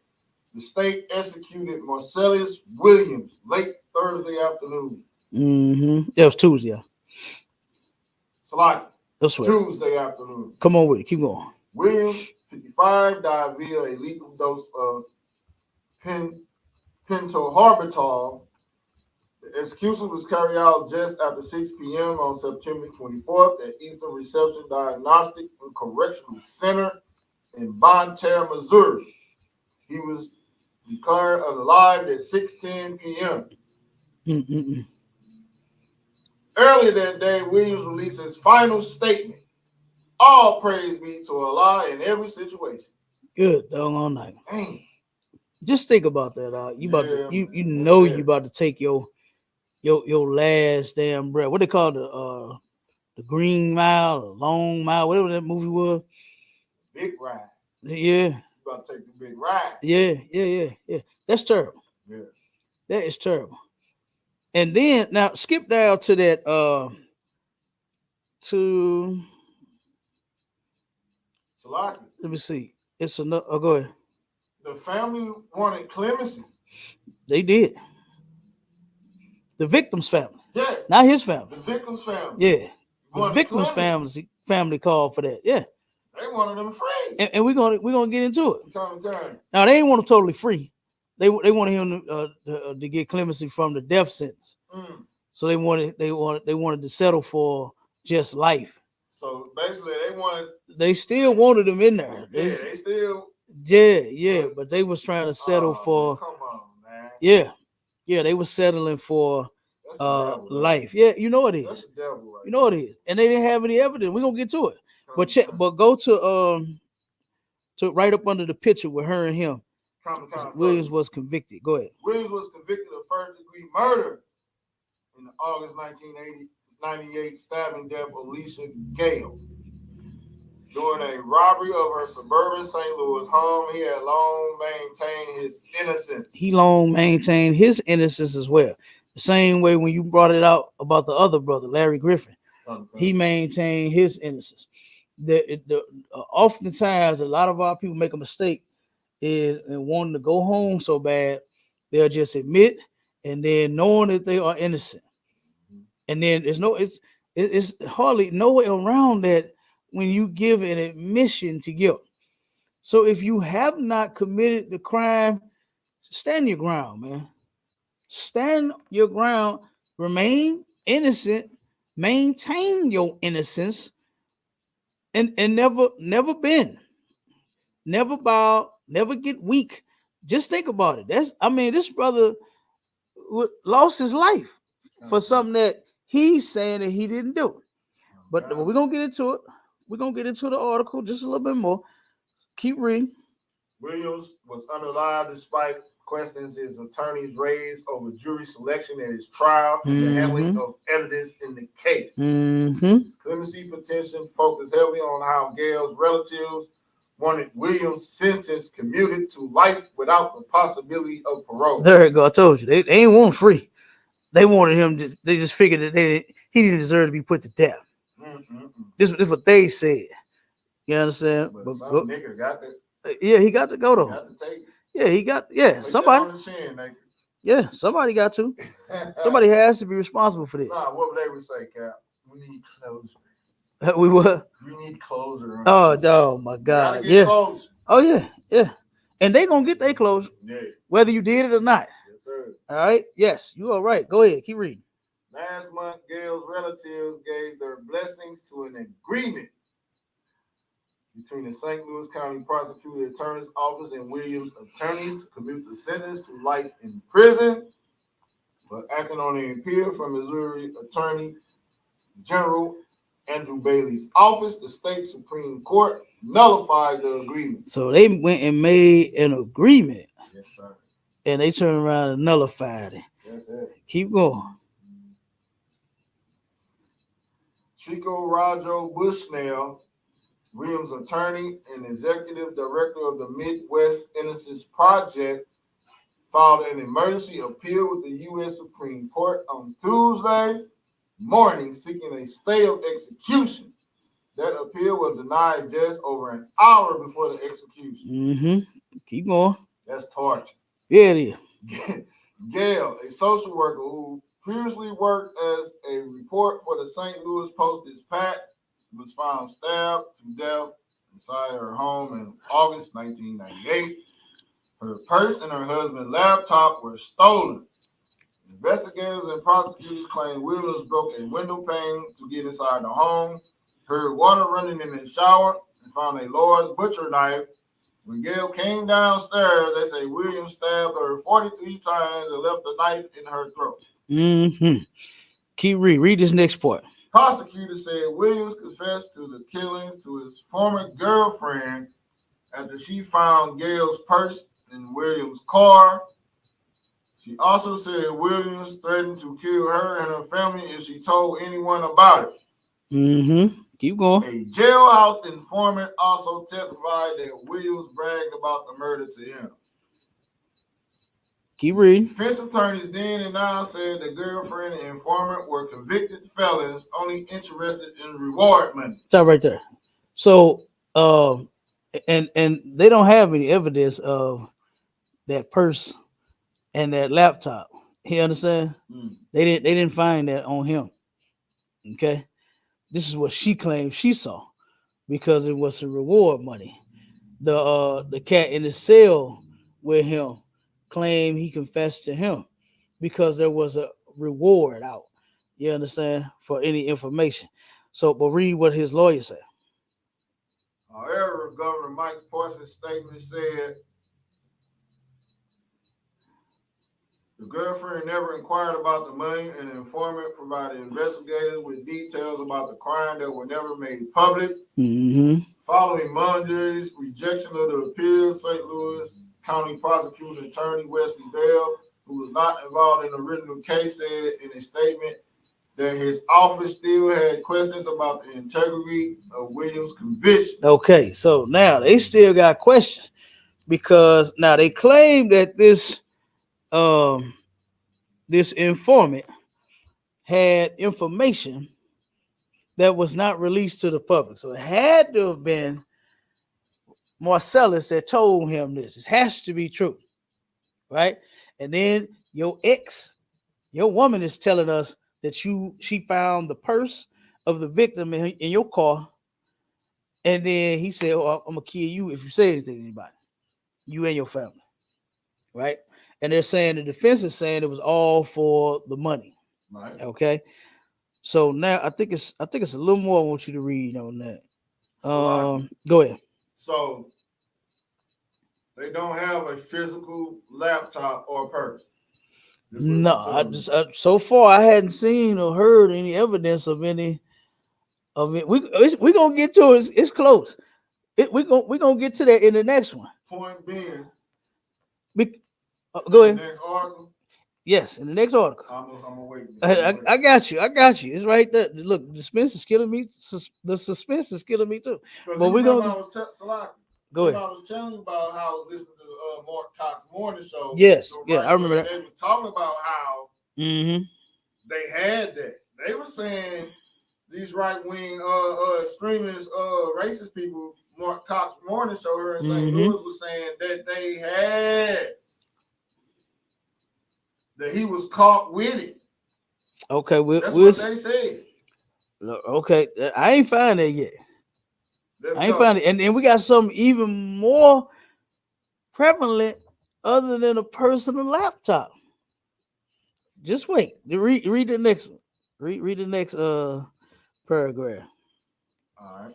Because this is what Wesley Bell, this is his response. This is why he's saying his department has more questions, right? They keep reading.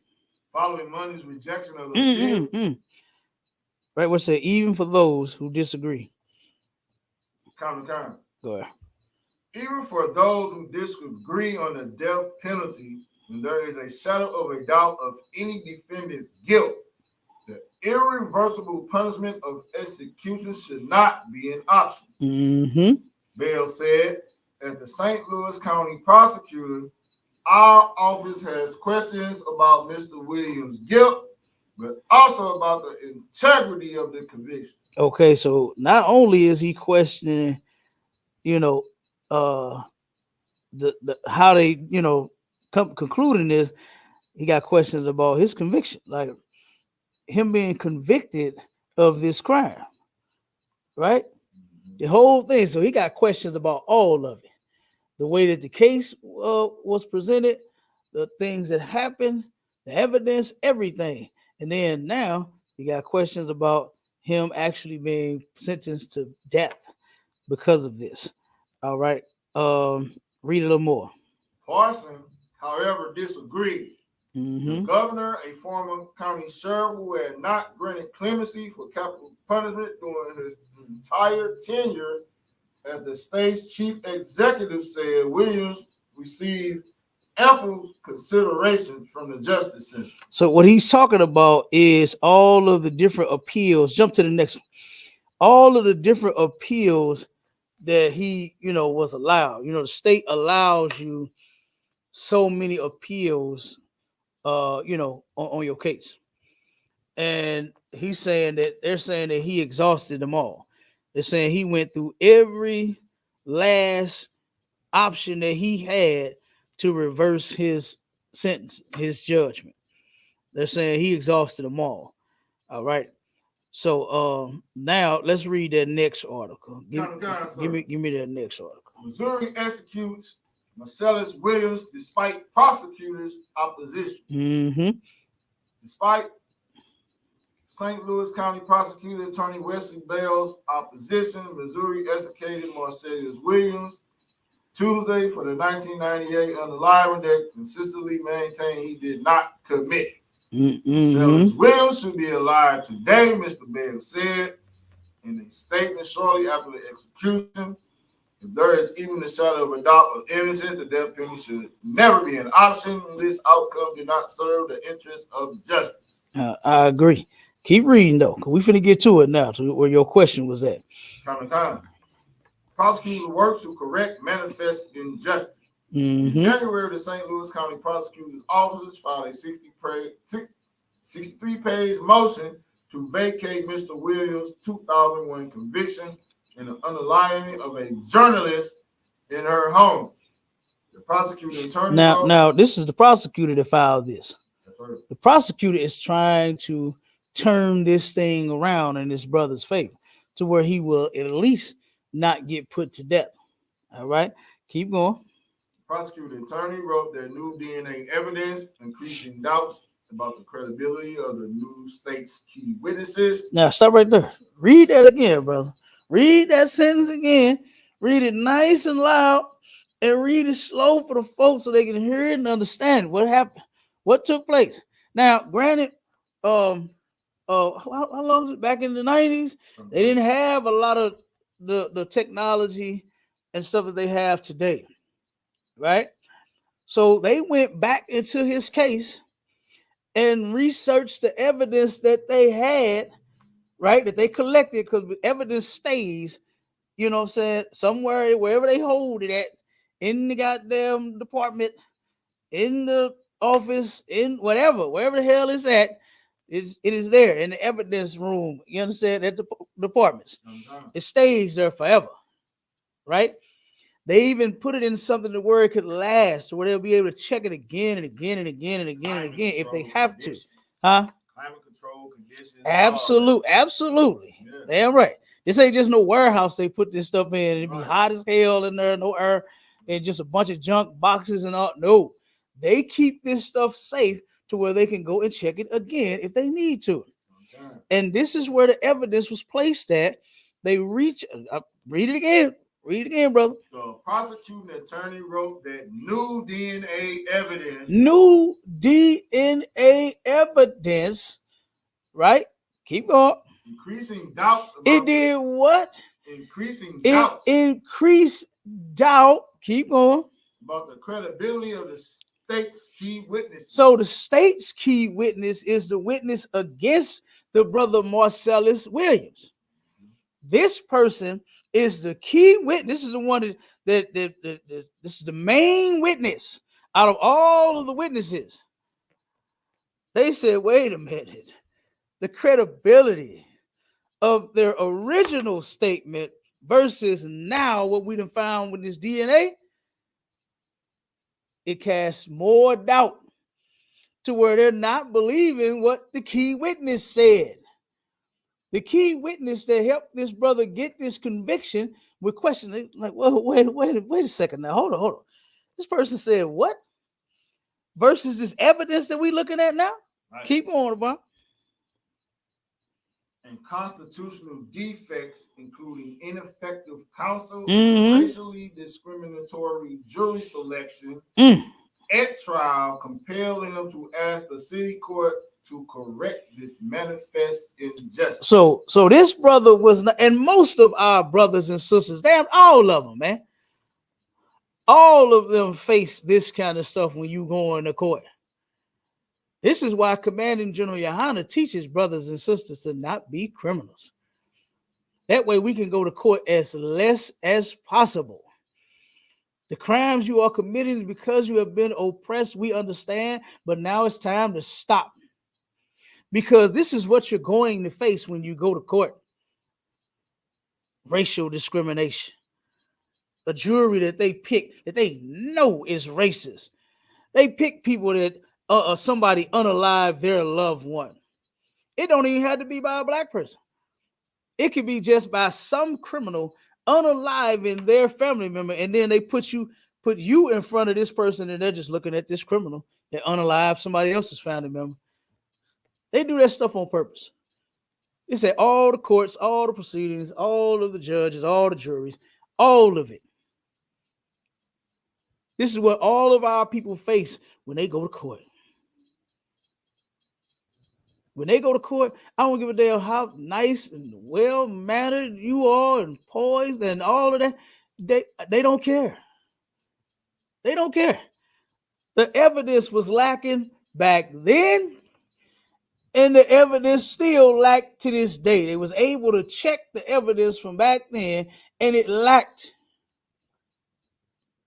It lacked. Go ahead, Abon. Keep going. Read that next one. A lot of physical evidence was collected at the crime Not scene. just a little bit. It said a lot of evidence. They had a lot of evidence way back then from the crime scene. When the incident happened, a lot of evidence was collected. Keep going. Including the murder weapon. So you got the murder weapon, the damn knife that they said she got stabbed with a 48 times? 43 goddamn times. So you got the knife. Keep going. Bloody shoe prints and fingerprints. Bloody shoe prints and fingerprints. Oh. They've been having fingerprints for the longest. About. They didn't have fingerprints for the longest. So they not just knew today when they checked for them fingerprints, them bloody fingerprints. They knew back then them bloody fingerprints did not belong to that brother. Dang. Keep going. So you got the knife, you got the shoe prints, you got the fingerprints. Keep going. And hairs on the victim's you t-shirt. Got hair on the victim's t-shirt. The person that did it left their hair all over the lady's goddamn shirt bar. Come on out. Come on, read it. Her hands and the floor did not match her or her husband. The hands, her hands or her husband's hands did not match the hands that was on the floor. That was in all the blood. I mean, just imagine stabbing somebody 43 goddamn times. Like, god damn, you going crazy in there. You going berserk in there. I'm sure the lady was fighting. So you fighting, you're falling, you get blood, and you steady sticking her. You got blood jumping out and squeezing every damn where. And you dropping your hand all over the place. You got your hand all over her clothes where you stabbing her at. Or actually, they said she was naked. You know, since she was in the shower. So she may have had on clothes. She may have had on a robe. She may have put something on. May or may not. I don't know if it got to that point. But still, nevertheless, while you sticking her and touching her, you leaving your prints everywhere. Damn. You got a hand on the floor, Abon. Just imagine this. I'm describing this so people can see what this brother actually was faced up against. Not just the victim. Right? Nobody wants anybody to die. If everybody would follow Commanding General YAHANNA, everybody would live. Right. Everybody would live if they kept the laws of God. But they don't. They don't. So now This is the hell that we in. So this white woman lost her life. Guess what? We don't even want white people to lose their lives either. Right. I thought we was this cult behind it. We just want to kill whitey. Oh my God. Oh my God. We don't want nobody to damn die. Yeah. If it was under the general's watch, everybody would live. Right. Everybody would. But just imagine this going on in your head for 1 second and think about what the evidences they're coming up with. The handprint on the ground, on the floor, I mean. The fingerprints on the woman, the hair on the woman. Oh, it said she had a shirt on. It said it was hair on her shirt. So she had on clothes. Okay. So just think. So we got a lot of evidence that was collected upon. You got all the evidence. The damn knife. Yeah. Fuck that goddamn purse and that goddamn laptop. You got the knife. You got prints. You got her. What else they say they got? And shoe prints. Shoe prints. You got all the evidence like you just said. Keep going. None of it can be tied to Mr. Williams, the prosecutor. No. This is the prosecutor. Okay. This is the prosecutor, the one that is in charge of putting you in prison when you commit a crime. The prosecutor said, don't none of it match Mr. Williams. Now, how is it? How did this brother commit this unaliving? How did he murder this woman if his print ain't on the knife, the bloody goddamn, like the fingerprints on the knife, the handprint on the ground, the shoe prints? He don't have no pair of shoes that match the shoes that he had. Wasn't his goddamn size. If the shoe don't fit, you must have quit. Come on, man. They had plenty of evidence. They had it all right then and there. But like you said, somebody has to pay. Some nigger has to pay for this. Some nigger did this. And you know, like I know about, white people are notorious for putting their wives and their husbands to death for policies. Yeah. That ain't nothing new. That been happening since I was a kid too, since before that. But I remember hearing it as a kid. I used to hear it quite often when I was a kid about how some white man got some young white woman, a whore in most cases, and turned around and had to get rid of that wife to be with that whore. Yep. And he unalived her. So the prince didn't match her or her husband or the brother who just was put to death for it, man. His prints didn't even match the hand that was found on the ground. So how in the hell did he commit this crime? He couldn't have. His hand wasn't on the knife. He wasn't the one that stabbed her. He couldn't. It's a lot. Come on, man. You just said they've been unaliving each other. Them heathens. Yeah. For money and all that. Yeah. And that sounded personal to be stabbed that many times. Went to butcher, left in the neck. Yes. That's personal. Yes. That's like a 43 times. Give it to her and leave it sticking out the damn neck. Yeah. No, seriously. I get exactly where you coming from. Yeah. I can hear a call like that. Yeah. To where you hiring somebody to pull this hit. And like you said, this is personal. That was personal. This wasn't no person that's committing a crime, breaking in a house.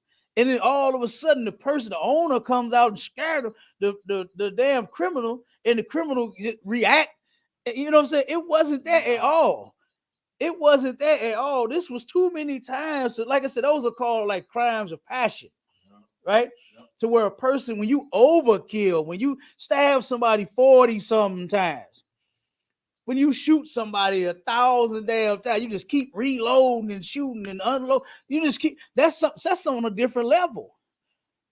That's on a different level about. That's why I stopped you when you was asking that question, because I knew you was going there, and it was explanation is right here in the next article. Because when I started researching it out, I was like, "Whoa, wait a minute! He told his woman he did it. Damn fool! He had the purse." Like, oh my God, brother. You told the brother you was in the cell with? You understand? I'm saying that to myself as I'm researching. But then when I go a little more, and I find that the prosecutor is trying to get this brother off of this death sentence to where he at least won't get put to death because he didn't commit the crime. He didn't do the stabbing. The prints don't match his that was on the scene. So if you claim that he was in this house, unalived this lady, and stole her purse and her laptop and her husband's laptop, then guess what? Bloody prints should be on every goddamn thing. It should be on the purse. It should be on the laptop. Why wasn't no bloody prints on the purse? Why wasn't no bloody prints on the laptop? Why was it on the knife, on her, on the floor, but no damn where else? Because if you pick the knife, I'm sure you ain't washed your goddamn hand. You just stabbed somebody 40-some times. If your thing was to steal, you got to get it and go. Especially after you just did that. Somebody had time here. Somebody had time, Bon. Go ahead. Oh, come on with it. That's why we can proclaim that ISUPK is the home of the truth. But we just broke it down that how these devils on the Mark Cox morning show can lie and hold themselves not guilty. You know we going there. You know we going there. And it also said that they will hold themselves not guilty, and just like they doing, man. Mm-hmm. You know what I'm saying? They know this brother did not have no evidence. They lied on this show that's broadcast all over the damn country and the world. Yeah. And said that they got the damn. That's why I had told you. They said I know. They said they had the. I know. And the laptop. I know, but you see how they said they got the person in the laptop, right? Yeah. The woman, she claimed but she on saw this radio show. Uh-huh. That's what they claim the fame of him to see the person in the laptop. Is all they kept saying. Uh-huh. The person in the laptop. I know. Ain't no person, no laptop. Mm-hmm. You hold yourself guilty and yeah.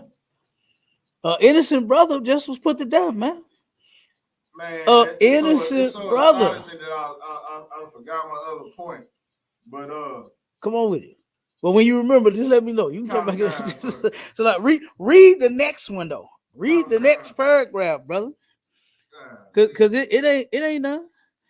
It ain't none. It ain't none at all. This was horrible, man. And so many of our people go through this. I got a story of a brother that did 32 years of his life behind bars for a crime he didn't commit against a white woman here. But this, I don't even need to explain that one in this case. This one right here takes the cake. This one right here takes the goddamn cake. I don't even have to bring that one up this time. Keep going. Read that out. Family of Marcellus. Oh no, not the next article. To sit the next paragraph, because I want you still in that one first. Mm-hmm. I want you to read this. We just a few minutes over the time. We're gonna go over just a little bit. Bear with us, y'all. I got to bring this information out. I got to bring this out. This is important. This is important to see what our people have been going through for years, man, and what we are faced with when we go to their courts and when we are in their systems. That was the whole point of me reading the article that I read first about schools and the threats and the little teenage brother that committed the threats. I don't want him to be a Marcellus Williams. I don't want him to be a damn Larry Griffin. I don't want him to be so many innocent brothers and sisters that lose their life at the hands of these goddamn devils, man. This is why we got to teach our children properly, man. You got the right after the highlighted one. There you come on with it. Come on. Mr. Williams was excluded. He was what? Excluded. He was what? Excluded. He was what? Excluded. Keep going. As the source of the footprints. The footprints was not his. And hairs. The hairs was not his. The The fingerprints was not his. And male DNA. And male DNA that was found on the goddamn handle of the knife was not his. That's why I said what I said. Fuck that laptop and that purse. You got greater evidence right here, the knife, the damn murder weapon. You got a print next to the body. You got a print on the body. You got hair on the body. You don't need no goddamn purse. You don't need no laptop. You got all of this. And it excluded this brother from all of it, man. The white man is the goddamn devil the Bible speaks of, man. Right. And they put this brother to death, even though the prosecutor came out and said, we don't have the evidence that we thought we had. We need to stop this. And they appealed it. He showed this to their family, to the victim's family, because, you know, the prosecutor works with the damn victims. That's right. He showed this to them and said, wait a minute now, hold on. We got all of this evidence that was collected. It said a lot of evidence was collected. I agree. That's a lot of evidence for the wrong person to get accused and put to death for the crime. You got all the evidence that you fucking need. Keep reading the Bible. With no direct evidence linking Mr. Williams to the crime. No direct evidence linking him to the crime. They ain't had no goddamn person behind. They ain't had no laptop behind. They ain't had his fingerprint behind. They ain't had his shoe print behind. They didn't have his male DNA that said this is Marcellus Williams behind. They didn't have none of that on his brother. All of it excluded him. And with no evidence linking him to the crime, go ahead, keep going. The state's case depended on two unreliable witnesses. The state's case was on two unreliable witnesses. And you know, our oppressor is good for that. Right. He good for putting unreliable people on the damn stand. Look at what's that white woman that said that what's her name whistled at her? What was her name? That brother that damn, I forgot his name. Young brother down. Yeah, I forgot his damn name. Emmett Till, yes. She turned around and she was the star and the key witness to the prosecution, right? And then what did she say? What did she admit to years later? I lied on that boy. He ain't did nothing to me. You understand? She lied on him. So they got two unreliable witnesses that claim Marcellus Williams is the one that did it. Keep going, Doc.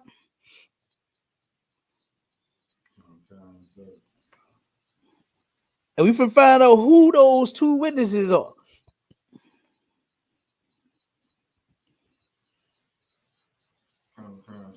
Who are the two witnesses? Who is the first one? Jailhouse informant who claimed that Mr. Williams confessed to him. Unreliable. He don't even have none of his fingerprints ain't on the knife. So how did this brother tell you, yeah, I killed her? And he said he joked and laughed about it. I don't believe that brother was joking and laughing at all about none of this. Because as far as the evidence is concerned, he's innocent. And if you don't have any proof of you don't have any evidence of a person committing a crime, you can't say they're guilty of it. Right. You have to have some evidence. And that's what Wesley Bell was saying. Because he heard what the prosecutor brought out. Right. He heard the prosecutor, that's his office. You understand? He was a prosecutor and he's something else. Now he just made something else. But he's a former prosecutor. And he turned around and he know how it go. He know how it worked. And when he found out, oh, you don't have evidence? The fingerprints ain't his? Without a shadow of a doubt, you got to let this brother go. You can't put him to death for this crime. That jailhouse informant is a liar. They lied on his brother. Yeah. They lied on his brother. Go ahead. You need to be getting some more time for that. Man, I'm telling you. Everybody involved. America needs to, Missouri, not only Missouri, but America needs to go to jail for their fucking crimes too. Right. The state of Missouri needs to go to jail for their crimes against Black, Hispanic, and Native Indian people. That's right. They all need to be locked the hell away and throw away the key. You don't even have no key to even open the goddamn door for them. Let them shit and piss and eat and do everything they got to do in their goddamn cell of theirs. Throw away the key to where they never get out. They don't need no rec. They don't need no phone call. They don't need shit. They put an innocent brother to death.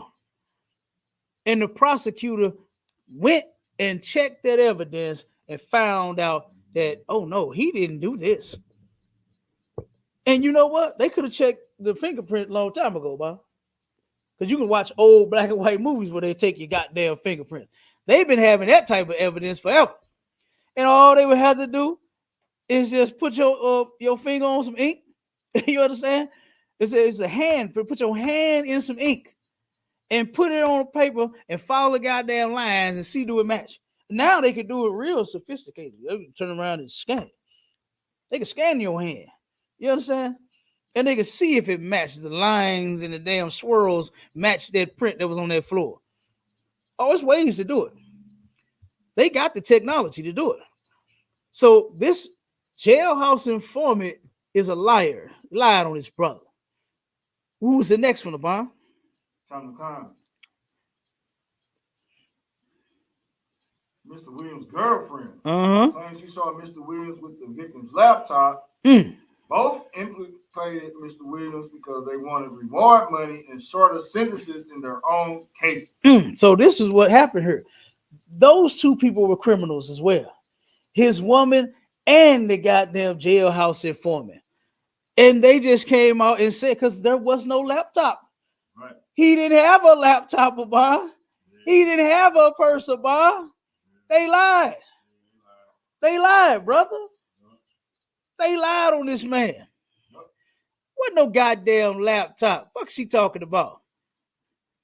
She saw him with the laptop. And he said he was gonna kill me if I told somebody. Stop it. If he was that, he would have did her too. He would have did her too, Abba. If that's what he was about.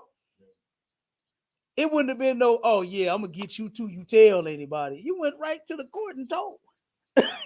You went right to the court and told.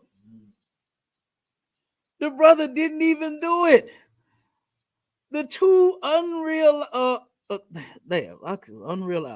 unreliable witnesses was that jailhouse informant and that damn nasty ass ex-girlfriend of his that went to these people and lied on this brother, all because she was facing a felony herself to try to get lesser damn time.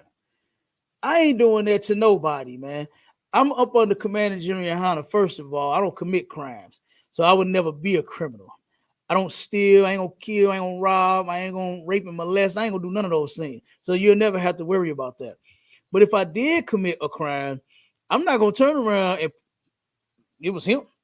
I'm not gonna turn around and point you out because I committed a crime, knowing that I'm lying about. Like, how is this woman and this man, whoever this brother was that was in jail with him, gonna feel knowing that they put an innocent man, a brother, about another brother that was totally innocent? Totally innocent. You put this brother to death. You helped the state. You helped the state of Missouri put to death an innocent man. All because you had a felony? Because you bargained for less time and some damn reward money?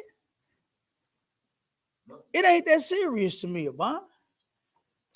It ain't that serious to me. Read a little more. Go ahead. Right, come on with it. New evidence further undermined the witnesses' credibility. Sworn statement. Hold up. On the top. New evidence further undermined the witnesses' credibility. Prosecutors wrote. Sworn statements from his own family state the jailhouse informant made up the story about Mr. Williams to get the reward money. Yeah. Oh. Yeah. Yeah. That's what he did. That's what he did. His own family put him under, shot him under the butt. That's what he did. I'm gonna finish reading. It says, and evidence emerged that Mr. Williams had gotten the laptop from his girlfriend, who had her own financial and personal motives to implicate him. The laptop that he got, she gave it to him, man. Like, this is complete. This is evil work right here, boy. Oh, this is evil work. I don't know if y'all listening and paying attention out there, but I'm gonna read it again just in case you didn't. It says, new evidence further undermined the witness's credibility, prosecutors wrote. Sworn statements from his own family state the jailhouse informant made up the story about Mr. Williams to get the reward money. This dumbass dude called home and said, man, I'm finna get paid. Finna get paid, dog. I just lied on this dude. I just said, yeah, he told me about it. And they gave me the reward money. That's what he did. He bargained again. I got some information. Shorten my time. Give me the reward money. I'll tell you everything you need to know. That's what he did. That's what he did. And his family turned around and did the right thing by telling the truth. You're not supposed to bear false witness on nobody, man. This brother is faced not with 10 years, 20 years of life. This brother he was faced with being executed, unalived. And this bastard turned and lied on this brother all to get some money in lesser time. Then it says, and evidence emerged that Mr. Williams had gotten the laptop from his girlfriend, who had her own financial and personal motives to implicate him. She is the one that gave him the laptop. She did. How she get this laptop out? Not no damn. I saw the laptop in a person in his trunk in his car. No, she handed it to him. Marcellus Williams never had a damn laptop in a purse. His girlfriend gave him the damn thing. And then it says, this never before considered evidence, when paired with the relative paucity of other credible evidence supporting guilt, as well as additional considerations of ineffective assistance of counsel and racial discrimination in jury selection, the prosecuting attorney's office wrote, cast inexorable doubt in Mr. Williams' conviction and sentence. But I can go on and on with this goddamn article. You know, it's telling everything. It's right there. I don't think we need to go any further. This is coming from the prosecutor himself. Not nobody, what they guessed and what they thought and all of that. This brother was completely innocent. Completely innocent, man. No evidence tied him to that crime whatsoever. And this brother, he is gone. He is no longer here, an innocent brother. And they ready to go vote, ain't they, Bob? Like you said, where the Christians at on the outrage of this? Where they speaking at? What are they saying about this? Nothing. They ain't saying nothing. Why? Because they don't even give a damn. You freaks for Jesus don't even care that an innocent brother lost his life. Another one. You don't even care that innocent sisters lose their lives here in this system.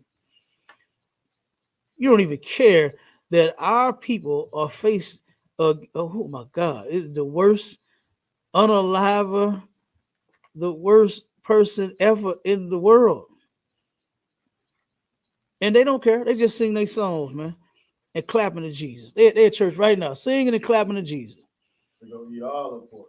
Oh my God, you already know. You already know they got the pork chops thawed out in the sink. Yeah. They thawed out, sitting in the sink, waiting on Big Mama to come home, rinse them off, and fry them up. That's all y'all worried about. Yep. You don't even give a damn about our youth that's out here that's bored and have nothing to do because you ain't raising them right, and they out here committing crimes and making threats in school. You don't give a damn about your kid and no other kid of ours. You don't give a damn about this brother that lost his life for no apparent reason. You could care less. Give me them scriptures in that layout, and then we go.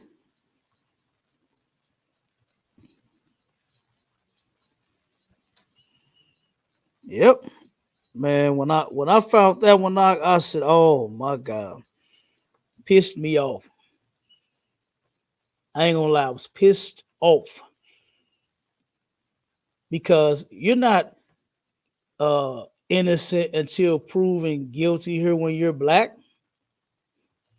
When you're black, Hispanic, and Native Indian, oh, they make ways to make you guilty.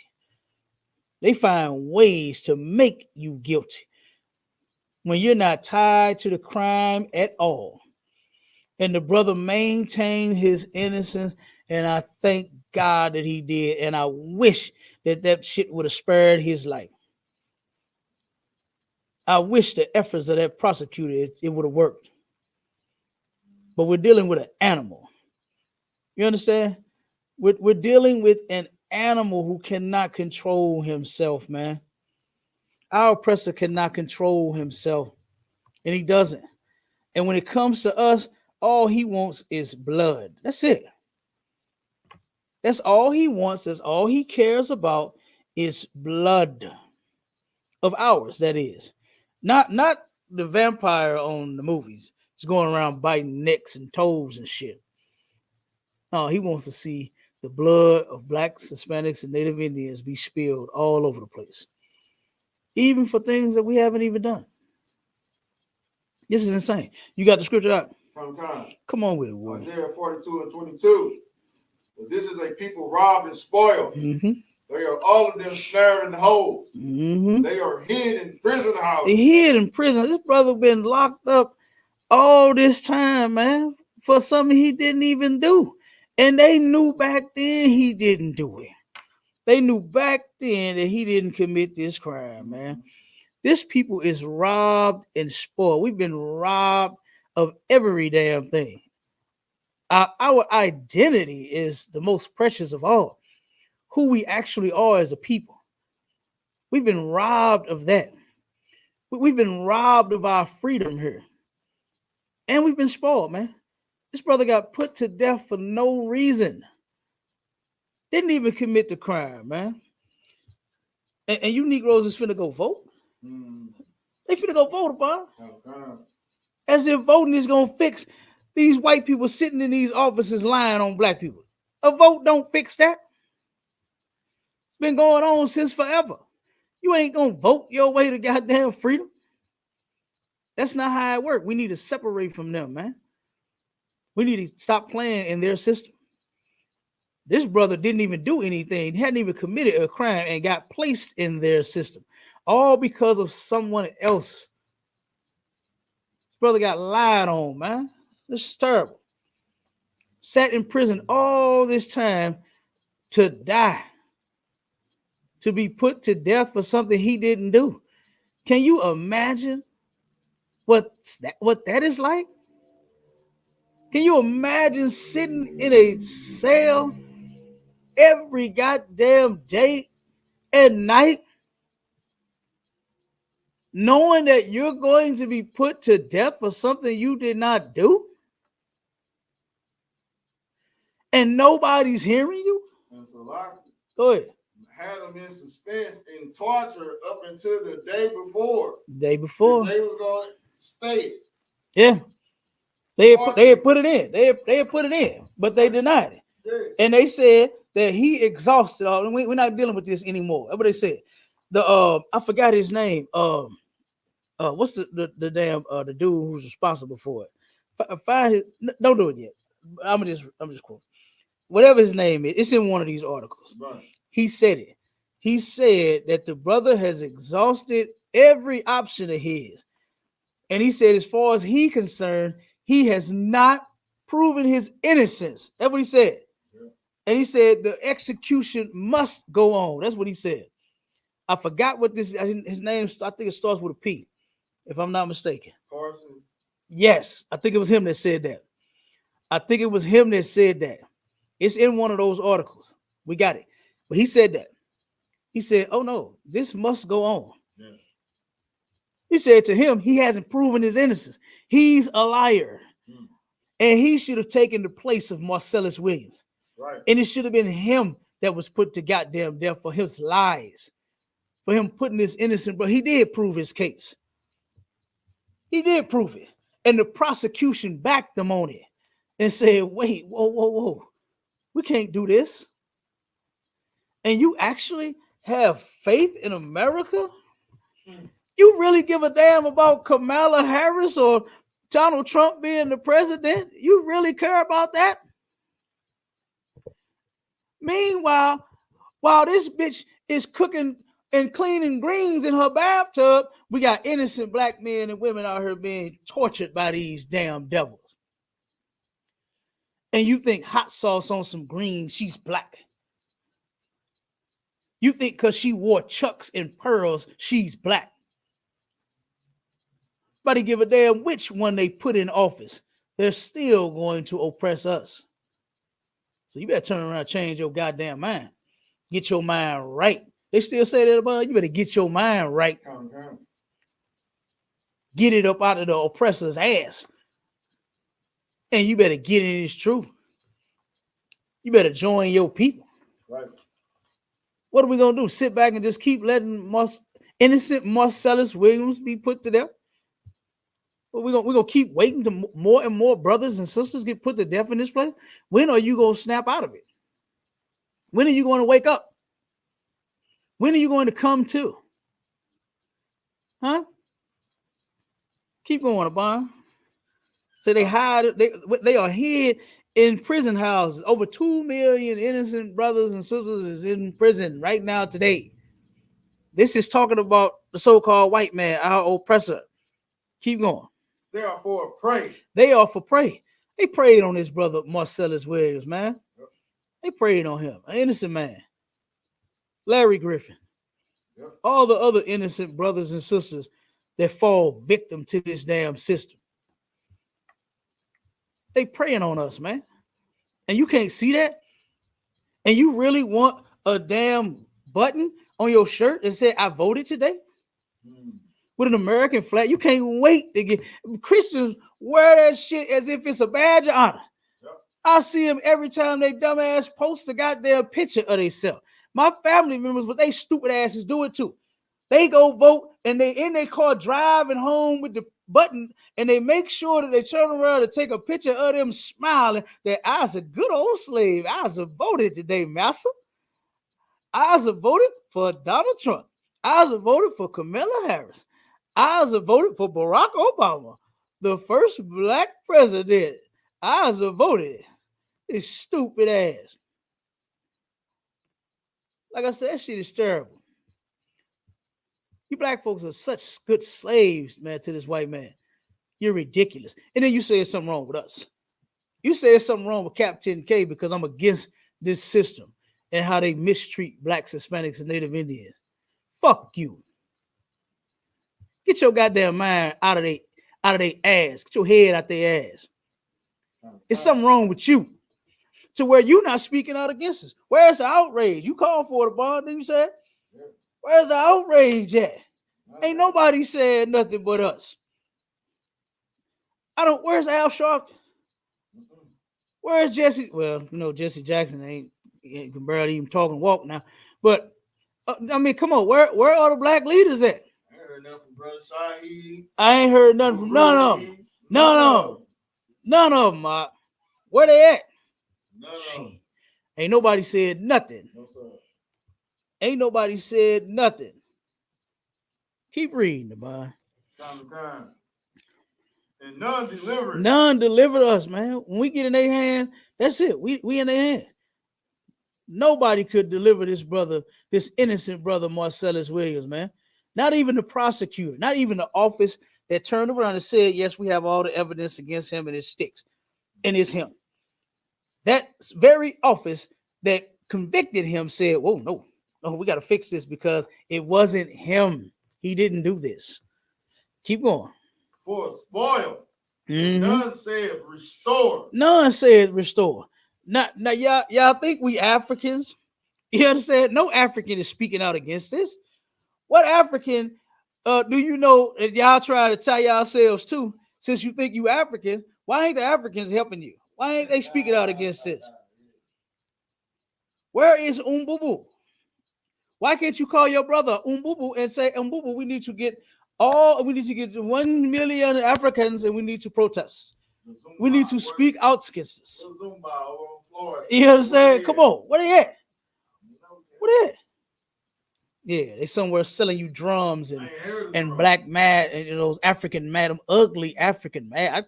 I don't who in the hell even like that shit. I ain't seen nobody selling black soap. I ain't heard of drum. Come on, man. That's all they do any goddamn way. That's all the Africans do anyway. I ain't seen none of that. Sell the soap, sell the drums, and sell niggas some goddamn dashikis so that we can look stupid. I ain't seen none of them. Nobody is saying restore. The white man, the prosecutor tried. And then guess what? The one over him said, nope, we're not going to restore this brother. Even I don't give a damn if he's innocent or not. That's what he said. That's what he said. That's what he said about. Come on, huh? Come on. Read the next scripture. Zechariah 11 and verse 4. Thus said the Lord, my God, feed the flock of the slaughter. This is what the ISUPK up under commanding General YAHANNA is doing right now. We're feeding you. This is the food that you need to survive. The truth. This is what you need to know who your oppressor is. Because obviously you slaves don't know. You slaves do not know. You good Jesus loving freaks don't know. When it's in plain sight. It's in plain sight. You don't know. So we're feeding you what you need. But this is like that what was that Robitussin, that horrible ass medicine as kids. This horrible medicine. You don't want this. You want to be healed. You want to go pray to Jesus and hope Jesus help you and all, but you don't want this medicine right here. This medicine will heal you. That Robitussin and that old shit. What was the other one called? It was something I can't think. It was horrible. But boy, I'm telling you,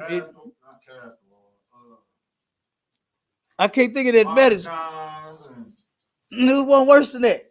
It was one worse than that one, Bob. I can't think of the name of it.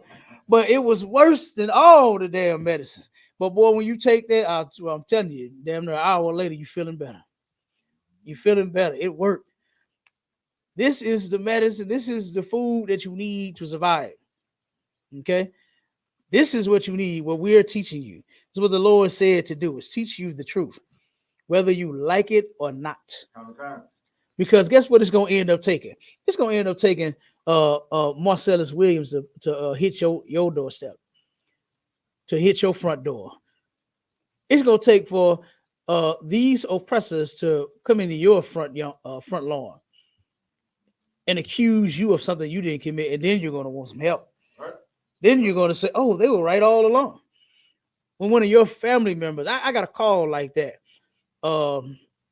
It wasn't Michael Brown. I can't remember which situation this was, but it was some brother, some innocent brother. This was just as we was going in on this situation. A sister ended up calling me, and she said, yeah, I know. I'm trying to get a lawyer, my nephew, and I think it was either her husband or her father and her nephew had both been accused of crimes that they didn't commit. And the sister said to me, she said, yeah, I know this stuff happens all the time. I know it happens to black people all the time. She said, but this done went too far. It happened to my nephew and my father. So something has to be done about this. Don't let it get that far. Don't let it get that far, Bob. to where now we need to do something about it because it's your family.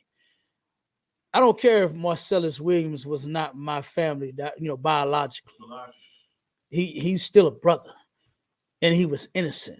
I don't care if Sandra Bland and Tamir Rice and the other innocent victims, you understand, of this unjustice system here, right?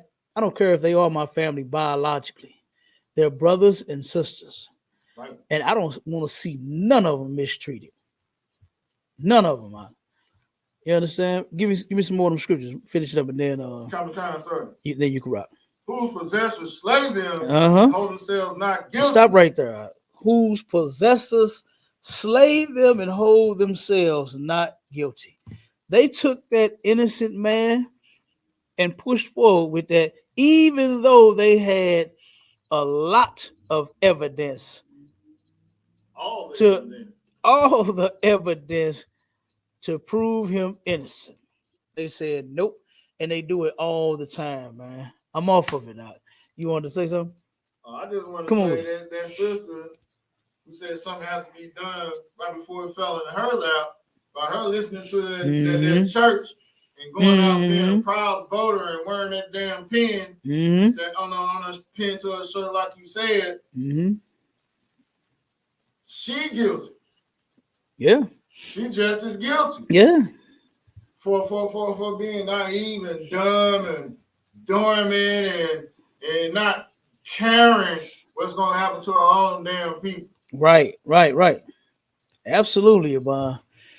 Absolutely. Well, look, with that, hey, the water to everybody for tuning in, man. This has been Sharpen the Sword Radio and I'm the host, Captain K the Gog, but with my right hand man, Officer Abon Azar. That information that you brought out, brother, on that last show, of the Missouri's justice system has no justice. That right there, I was like, damn, that brother, that innocent way back. And then I saw all of the different people that it happened to. Like, wait a minute, it ain't just been one or two. No, sir. It's been a lot. And then just looking at the article that you sent me, like, damn, Missouri does this quite a bit, quite often. Yeah. Right? And like I said, and today to go over this right here and that article, I'm telling you, I looked for that article. I looked because I was like, whoa, I'm hearing everybody say he innocent. But then I saw that the one that came across, the one we read first, about the brother being guilty. I'm like, whoa, wait a minute. I'm like, hold on, wait a minute. I don't know now. I don't know. I sent it to my rib. I said, I don't know, baby. This is what they saying they got here. You know what I mean? So we read all of that. And I said, nah, I got to find this. And I said, I'm gonna wait till I say something. And then bam, found it, brother. The damn prosecutor said the man is innocent.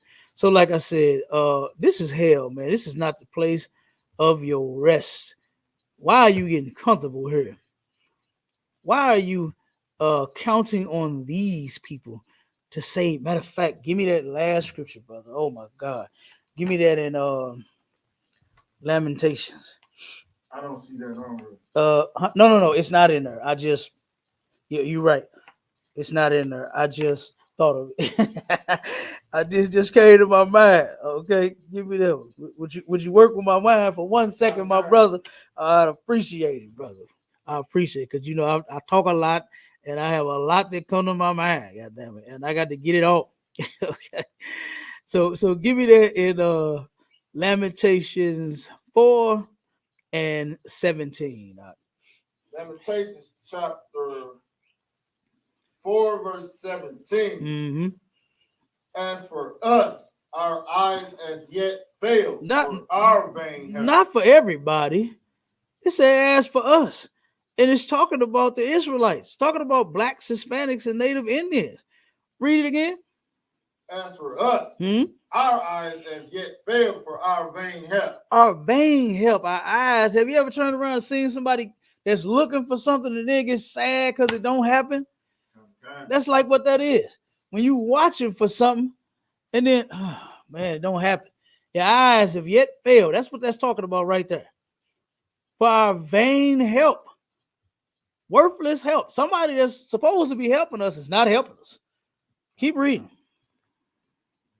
In our watching, we have watched for a nation that could not save us. We are voting and watching and begging and pleading and marching and doing all of this for a nation that cannot save us. It's not even their plan to save us. They don't even want to save you Negroes. They want to put you to death like what they just did this innocent brother, Marcellus Williams. That's all that's on their mind. Read 18. They hunt our steps. They hunt our steps. They're not turning around and just making sure that we abide by their laws. They actually hunt our steps. They show it in you in every movie that they make about slavery, about racism, all kind of stuff. They hunt our steps. In every movie they make about it, we sit here going about our business, and you got some white boys driving up in their truck real slow, lurking in a goddamn bush, waiting to commit a crime against us. Keep going. That we cannot go in our streets. We can't go in our streets. Wherever this brother Marcellus was when they stopped him, he couldn't go in the streets. Because when he did, they put him in a cell. Yep. They put the brother in a cell for 20-some years for a crime he didn't even commit. For a crime he didn't even commit. Keep going. Our end is near. Our days are fulfilled. For our end is come. Keep going. Our prosecutors are persecutors. No sweat. Our persecutors are swifter than the eagles of the heaven. They are swifter than the eagles of heaven.